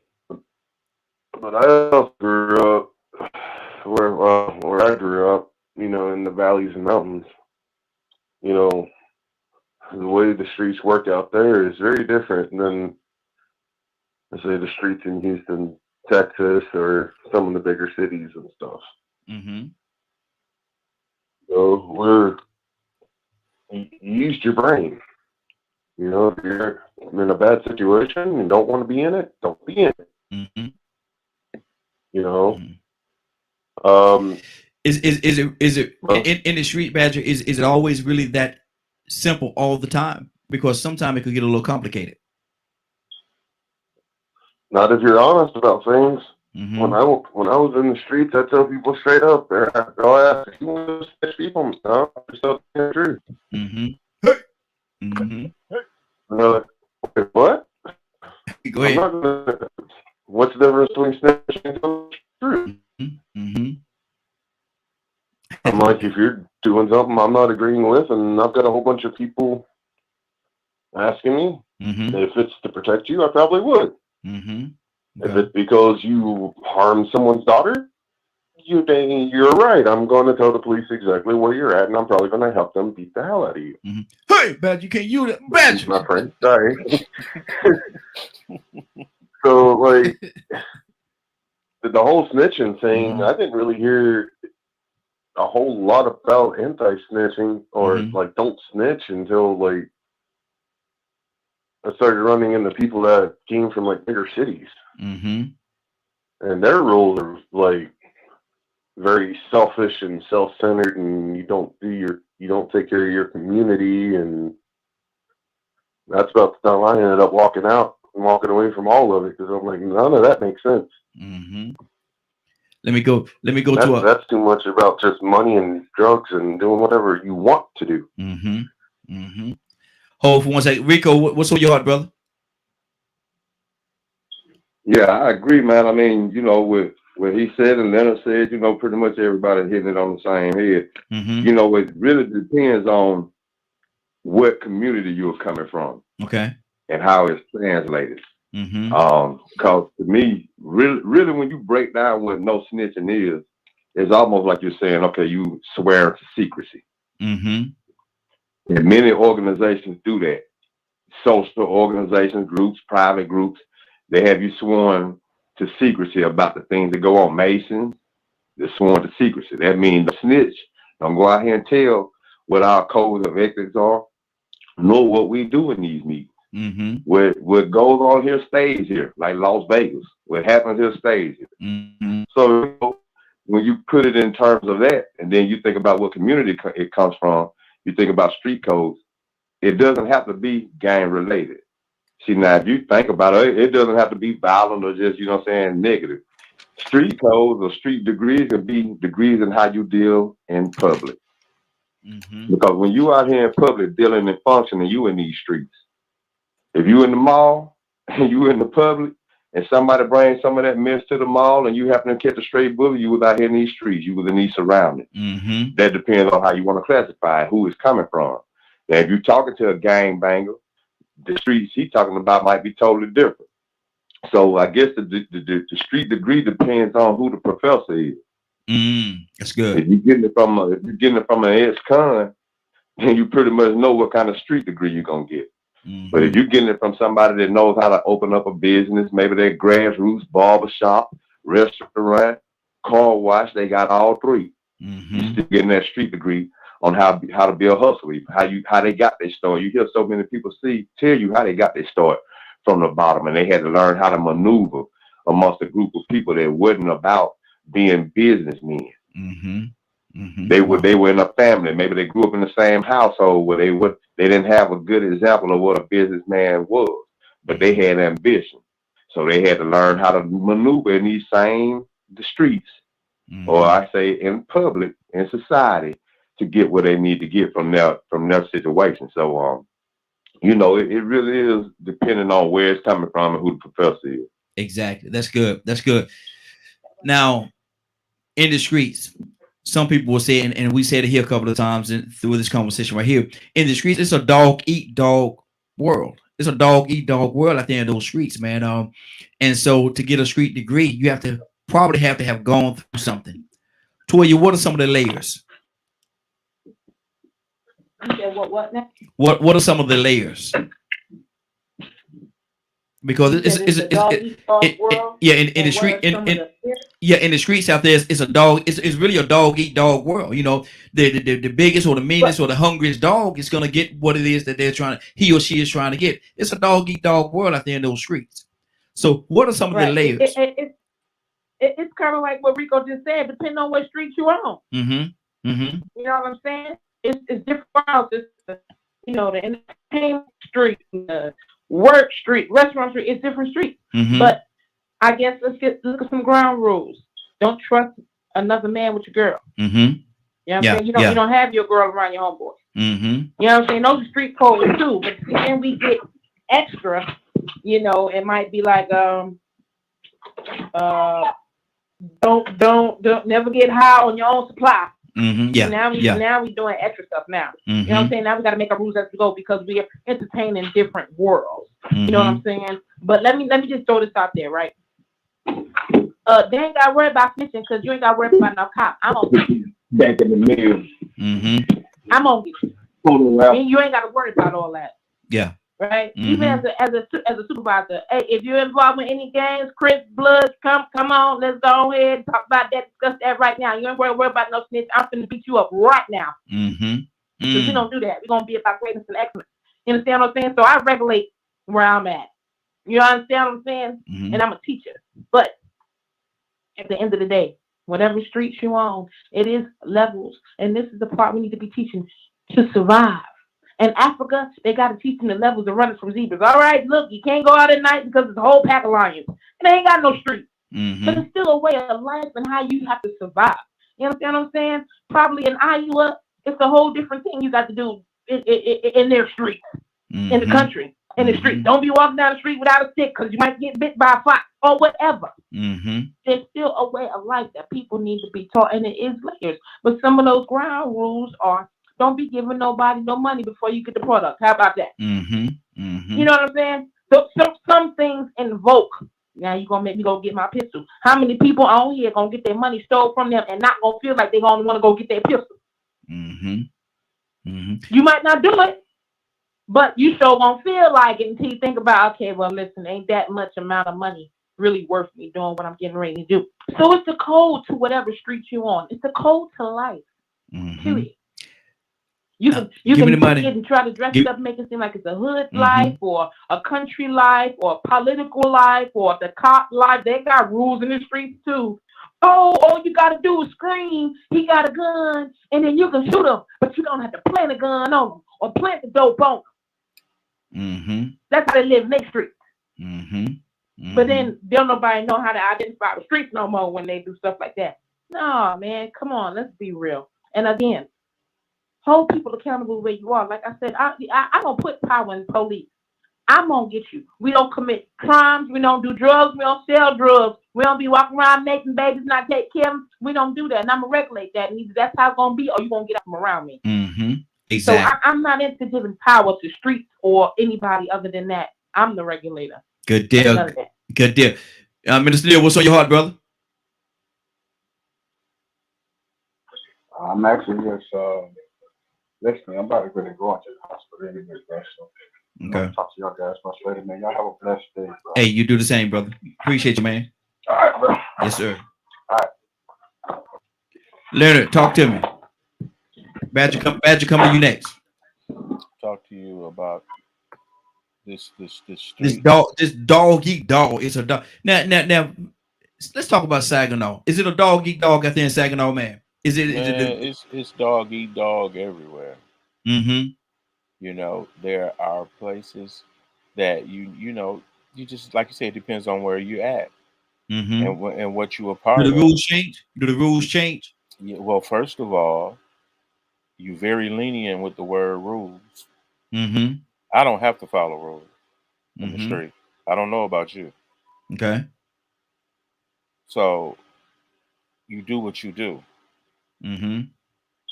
You know, if you clicked up with people, then you got more responsibilities than a person like myself. I don't care nothing about no color, no none of that.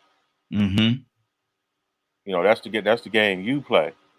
Yeah. You know what I'm saying? So it really depends on where you're at and what you're dealing with. But the streets are just that. It's the wild. It's the wild. You're in the wild. So you can expect anything to happen. Anything at any time. You know, when you hear people sitting around talking about, I never thought it could happen in this community. It's because it probably hasn't. That's how you know your community. But hey, if it's a person shot every day in my community, shooting is normal. Because it is. It may be a shame, but it's the reality. Yes. But that's the way it is in the wild. So if you living in an area where ain't no structure and things like that, and you don't have a, you know, because we're constantly trying to make areas and communities safer. So a lot of times people don't agree with even that. There are some people who don't believe in safe communities. You know why? Because they're criminals. Wow. Because they're criminals. And if you put a bunch of criminal people in one spot, it's going to be a bad spot. Because these people don't care nothing about societal rules. They don't care about community. You know what I'm saying? They out for themselves. So you have to realize these are the type of people you live around. That's why it's so important for people to say, okay, this is what I'm doing, so I don't have to live in certain places. This is why I need to earn enough income to be able to afford to live in a place outside of this type of environment. Mm-hmm. It's because, unfortunately, you can hate the fact that low education goes with usually low income. Mm-hmm. You got certain, how people plan on how many people going to be in prison. Mm-hmm. It's because of the data. Yep. So rather than try to act like it's not happening, because some of us are very protective of where we're from and blah blah blah. Mm-hmm. I'm gonna pick on my girl Toya because I know she's from New York. Mm-hmm. There are people that just love New York. Yes. They love where they from. It's Mm-hmm. all about where they from, and ain't nobody better than them outside of the world better than that. Mm-hmm. And then some of us are born and raised in cities where you want to get out of there as soon as possible. Mm-hmm. That's just plain and simple. How real you gonna be? I'm keeping it real. No. Real about what? Ain't nothing real about me wanting to stay in a bad neighborhood. Yeah. Ain't nothing real about that. You got some people look down on you for leaving that neighborhood. Mm-hmm. So, we have a lot of different issues in the way we relate with people in our environment. And I think I look at it from that point of view, like Public Citizen had made the comment. When he was in the streets, he didn't feel safe. Mm-hmm. The streets ain't safe. Exactly. No. So I don't say be scared, just be prepared.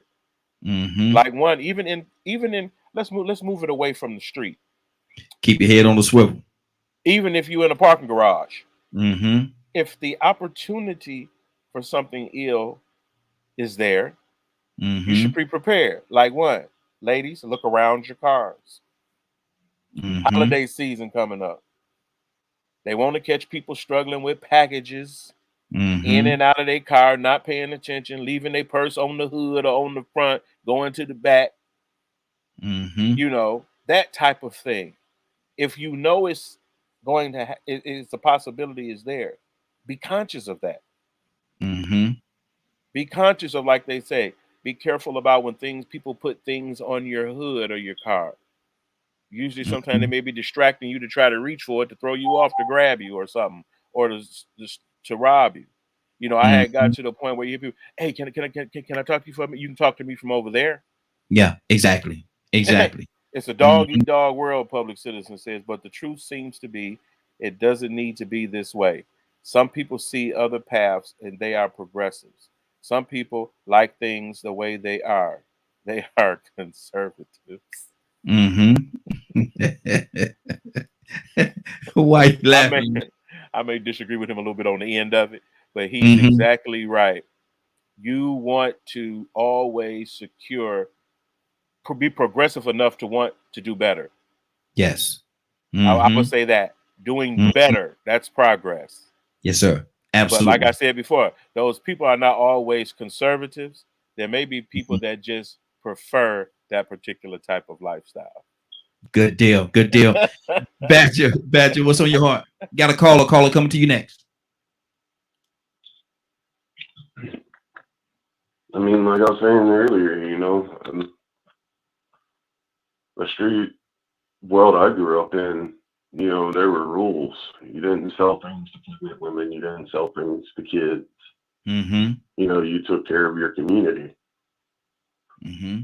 And then things went downhill. People stopped. These younger generation stepped in from all over, and they just quit following the old rules. Mm-hmm. Mm-hmm. All they cared about was themselves and money, and I ended up getting my old tats, covered up and stuff because a bunch of the young ones trying to make a name for themselves and everything else, and no respect whatsoever. Mm-hmm. Mm-hmm. Wow. So, it seems like the common sense left the streets. Mm-hmm. Mm-hmm. And what took over was greed and ignorance. Mm-hmm. Mm-hmm. That's good. Got Got another caller. Caller, what's your name? Where you calling from? Hey, Bishop, man. Good morning. Good morning. Good morning. Leonard. The good Bishop. There you go. Bishop, we're talking about today on what is a street degree. You know, you get your college degrees and you go to school, you get all that stuff, get all kind of degrees. But what is a street degree? Yeah, man, the credits that you earn from being out there on those streets, you know, identifying yourself, people recognizing, you know, you being a terrible guy or being a good guy. That's like your street credits, you know. Man, I earned the right here, bro. And I did this and I did that, you know, and everybody recognizes you for, you know, either something bad or either something good. So those are the street credits. Now, you know, my credits, man. Go ahead. Now, hold on, man. What you doing? This is my corner, bro. What you doing over here? This is my corner. Why you even over here? What foolishness is that, man? That's tomfoolery, bro. That's straight up tomfoolery. But you know, it's funny that you said it. I mean, the way you did, in which I understand that did happen. And of course, we had to reestablish that there was a new sheriff in town. And once we established that, and we didn't have any more problems. It used to be, if you can beat the baddest dude, you're the bad one, and you gonna earn those street creds, you know, because you beat, what you call it, man. Don't mess with him, man. He can fight, man. So you earn that recognition that you're able to defend yourself. And so that's how it was some years ago. And in fact, man, that's what most of these young kids are doing now, running along shooting folks, man, so they can put that teardrop on their face and say, hey, man, I got street cred, man. I did this. And it's crazy. Their mindset today is way different than where I was back in the other years. Toya, a lot of times back in the day, we used to fight, fist fight. Okay, win, lose, or draw. That's what they do. Now in the streets, and a lot of times they try to get their street degrees by pulling out their gun and shooting. We talked about this earlier, but my thing is this right here: if all the guns was banned, would the same killers be killers? You know, the people even know how to fight these days. Well, you always want to fight. We don't teach our boys to fight no more. You know, our value system is off. You know, again, gotta get to the root of it. The root of it is daddy's not home. You're gonna build anger and you make babies and you run up with somebody else knowing you're married. Let's get to the root of it. And then we grow up in environments with abuse. Let's get to the root of it. Let's get to the root of the experiments of them dropping stuff out of the air that make us like that. Let's get to the root, the multitude of things that influence these behaviors. That's where we are now. We don't have those values anymore. You know what I'm saying? We had fear back then. We got cracked in the head with brushes because we think twice about inflicting pain on somebody else. Because I know that when I got cracked in the brush 3 times, honey, I don't want to be, you know what I'm saying? And then sometimes an overabundance, but not for nothing. It's the us's in the world. You know, we encourage them. Some adults encourage them. Some drug cartels, they choose to be the best at drug carteling. You know what I'm saying? That's just what they do. They pass it down. But even then, Saddam Hussein's human instinct and power made him kill his own family members. You understand what I'm saying? It's a choice. Again, depending on which streets you come from, you got to make your way. And if you are a human being that's going to make your way through killing and destruction, you know, that's the issue. But it doesn't necessarily have to be a street issue. You know what I'm saying? This is the way of the world again. We're not going to put the focus and just make it seem like, oh, black, because to me, it just sounds like, you know, black people, our community, oh, we just this, that, and third. No, the whole world suffers from this thing to where we got to want people to have control and we are willing to hurt people behind our emotions. Period. You know, and that's the part that we need to correct, because even if it is a street thing, even if it is a little knucklehead, a boy worked for me. As a matter of fact, Christopher Tavares worked for me at Steak and Shake, sweetest little boy in the world. And 2 years after I stopped working there, I see that he got arrested for shooting somebody in the chest. Couldn't believe it. But I never forget feeling the fact on how important it might have been for if I would have still been working there and he had still been working for me. Because sometimes it's just simple techniques and tactics of us showing that we care, kids or men or people, because grown men shoot their girlfriends and vice versa. But had you had someone to intervene, tell you the truth, tell you who you are, and hold you to a standard of accountability, you will think twice before making some of these actions instead of throwing your life away. Just know that you got somebody that's going to hold you accountable, don't come get you because you're throwing your life away. I feel like that's very important too. So again, before we discuss these issues, we got to think about the root of the problem. Exactly. That's good. That's good. And where is that root, Bishop?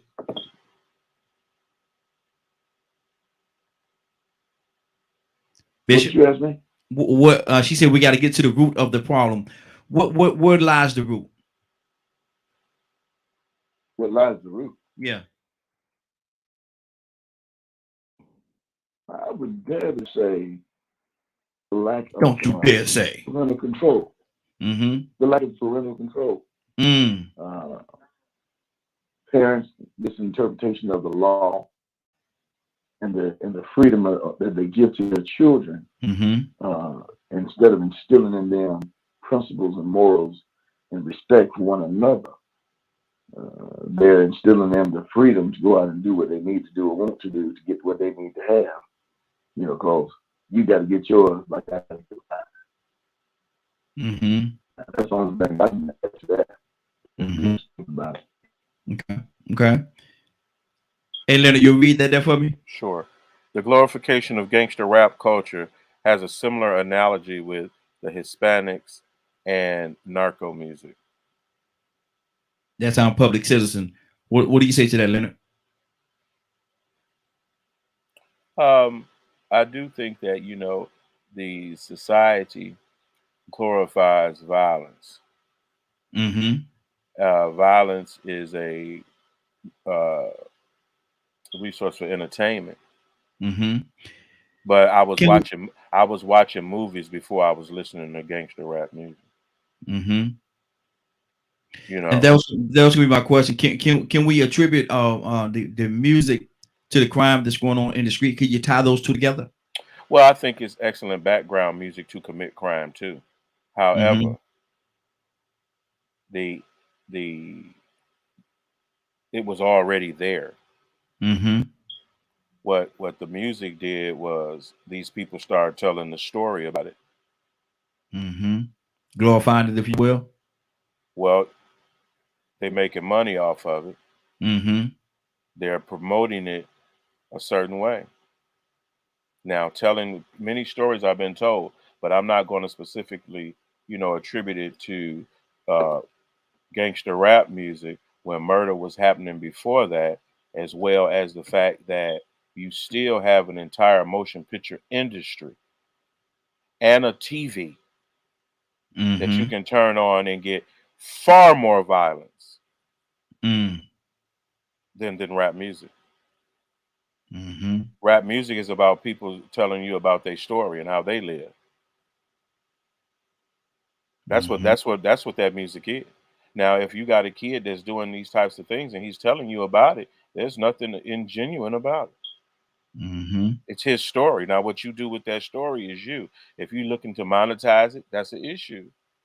But see, I don't believe in the type of exploitation. But I don't believe in censoring some people from telling their stories either. Yeah. Because, like I said before, there was murder before rap music. Like I say, it's a great soundtrack, but every movie you got a soundtrack too. Yes, it does. So this is an entire entertainment issue. So if you want to say rap is this, that, or the other, you can't do that without talking about your major motion pictures. Wait, I got a question. Yes, ma'am. Did the music make all them folks come over there and kill these black folks the way they did? I'm just saying. I mean, I don't. That was music too? No. We got to talk about the innate ability of human beings. Stop looking for excuses. Ain't no rap music gonna make me beat that boy back. Him Exactly. go beat the back. But I could have also said, no, I'm not gonna fight him.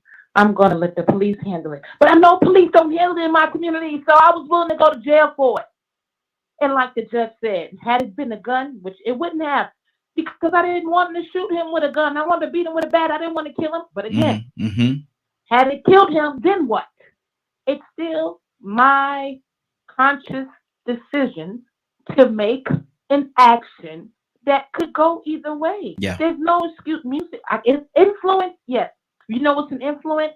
To come from a family that influences you. If you see a nigga, kill him. That come from music too? Huh? To put your knee on his neck? What kind of music made that white man put his knee on the neck as an officer? They got some special cotton music? Come on, stop looking for excuses. And a totally accountable adult for being accountable, whether it was right, wrong, if it's a law that they broke when it comes to hurting a person, unless you're like declared, I don't know what, mentally unstable from the age of 1, and you just picked it up and just started shooting people, like, no, we're going to have to reel that accountability back in, guys. Sorry, if you make a conscious decision to do something that you know not is right, you have to pay the consequences for it. No excuses. Exactly. Leonard, this is for you here. That's true, Leonard, but music is more powerful medium in my mind. It has a larger effect in my experience and opinion. Music didn't cause the problem, but it certainly isn't helping. And also, people wouldn't be some people wouldn't even be successful if they couldn't sell a record if they couldn't shake their behind on camera. I mean, it depends on the person consuming it. And I'm not going to sit here and indict a genre of music for that. Look at all the suicides and things like that and lawlessness associated with metal music. No one never used that any other type of music except for back in the day. Remember when it was all devil music, rock and roll? Yeah. Rock and roll was the one driving people crazy. That was a big deal back then, you know. So it's always the music. The music driving people crazy like that. Got them out. That's like it ain't gonna go. Right. It's that doggone music. I'm telling you what else. You know what's in Kyle Rittenhouse top 5 on his iPod. You know what I'm saying? What's in his top 5? There you go. So you know, I would be very careful to associate a genre of music with a propensity for violence. Okay, because one, we have had this conversation before where people have tried to demonize music as the cause for all the problems in the African American community, and that's just not true. It's just not true. Music does not make you want to do things any more than someone saying something to you. No more than alcohol or drugs. But if you meditate and worship on it, you become a person using music as a backdrop for your foolishness. So definitely we must go. We need some standards, like say for instance, look at the Step Up with Parental Advisory program, like, you know, PG-13, 14, you know, even with video games, labels on video games. It's the consumption, but we're going to have the same rules across the board. You know what I'm saying? We can't just say, here, we're going to do this to rap and don't do this to anything else. Exactly. Now, one, because I wanted to tell you, I prefer my rap and stuff really underground. Because I knew what it was about. I didn't think it was you know, the consumption was for the general public. But when you wanted to monetize it, it became just like everything else, exploited. It's not the cause of the issue. It's being exploited. It's exploitation is what it is, more so than the music itself. Exactly. And, you know, he says music has a meditative quality to it that other media does not have. I am old enough to remember when gangster rap came out. It was taboo. Now all that dysfunction is mainstream. Exactly, which is what I just said. But I'm an adult. I have a right to and a responsibility to be able to consume whatever it is and control it, not the other way around. Leonard, you got a challenge. I would like to debate this topic with you someday. Excellent. Got a platform. I think that's an excellent idea. Right here. Got a platform right here. Let's make it happen. Right. Let's make it happen. Because it's just that way. We can't. You hear it every day. It's common for people to blame things on everything else. Removing music isn't gonna change nothing. Exactly. They used to say that there used to be a certain subliminal message they used to put in commercials to make you want to go out there and buy different things. There's a whole study dedicated to that. But I guess what? That subliminal message don't work if you ain't got no money. I sure want to go out there and get me one of them Big Macs they talk about. I do understand subliminal, this, that, and the other, but don't explain it because you can't. That's why it's subliminal. Yeah. But there's a whole study that's trying to attribute a lot of things to subliminal issues. Exactly. Well, listen, what you got going on today at 11 o'clock, ain't it? Definitely Real Talk with New Order at 11 o'clock, between 11 and 12 o'clock on the month today. Yeah, that's what it is. And what's going on at 3 o'clock today? If you did not get a chance to hear the show in its entirety, this show, you can log on to www.dkmmediagroup.com at 3 o'clock Eastern today. Good deal. Bishop. Yes, sir. I'm right here. Hey, you got a prayer? You got a prayer in your force, brother? Pray us out. Oh, I always got a prayer. Heavenly Father, we come before you this present hour. Thank you, Lord God, for all that you do and have done. For last night's rest, this morning's rise, for the use and activities of our limbs. But Father God, if we have blessed those out there in radio land and listen to the voices, Father God, of this show.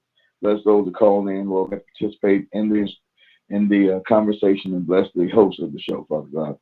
But you will, Father God, keep us, strengthen us, and lead us as we go throughout the day and throughout the week, and protect us from dangers seen and unseen. In your name, Christ, you, our Lord, we pray. Amen. Amen. I want to thank everybody for joining us, and more than that, I want to thank you for allowing DKM Media Group and Associates and the Morning Glow for being a part of your morning. If you get an opportunity, please share, and continue to share the broadcast. We definitely want to keep it growing and keep it growing. So make sure you share the broadcast. It is now 10:05. You're about to exit the Morning Glow, but before you go, I want you to do me two favors, if you will. One, I want you to continue to pray for us, because we're certainly praying for each and every one of you. Number two, why this is real simple. I want you to go out there, find somebody, and give them a hug, because you never know. It could be the only hug that they get, or it could very well be their last. Love you, and ain't nothing you could do about it. Have a great day and a better tomorrow. That we shine some of this light on you from the Morning Glow. Take it out there into this wicked and cruel world that we live in, and let your light so shine. You get an opportunity, give somebody some love. You just might find some love in return. Won't that be a beautiful thing? Have a great day. Take care of yourself. And yes, love you.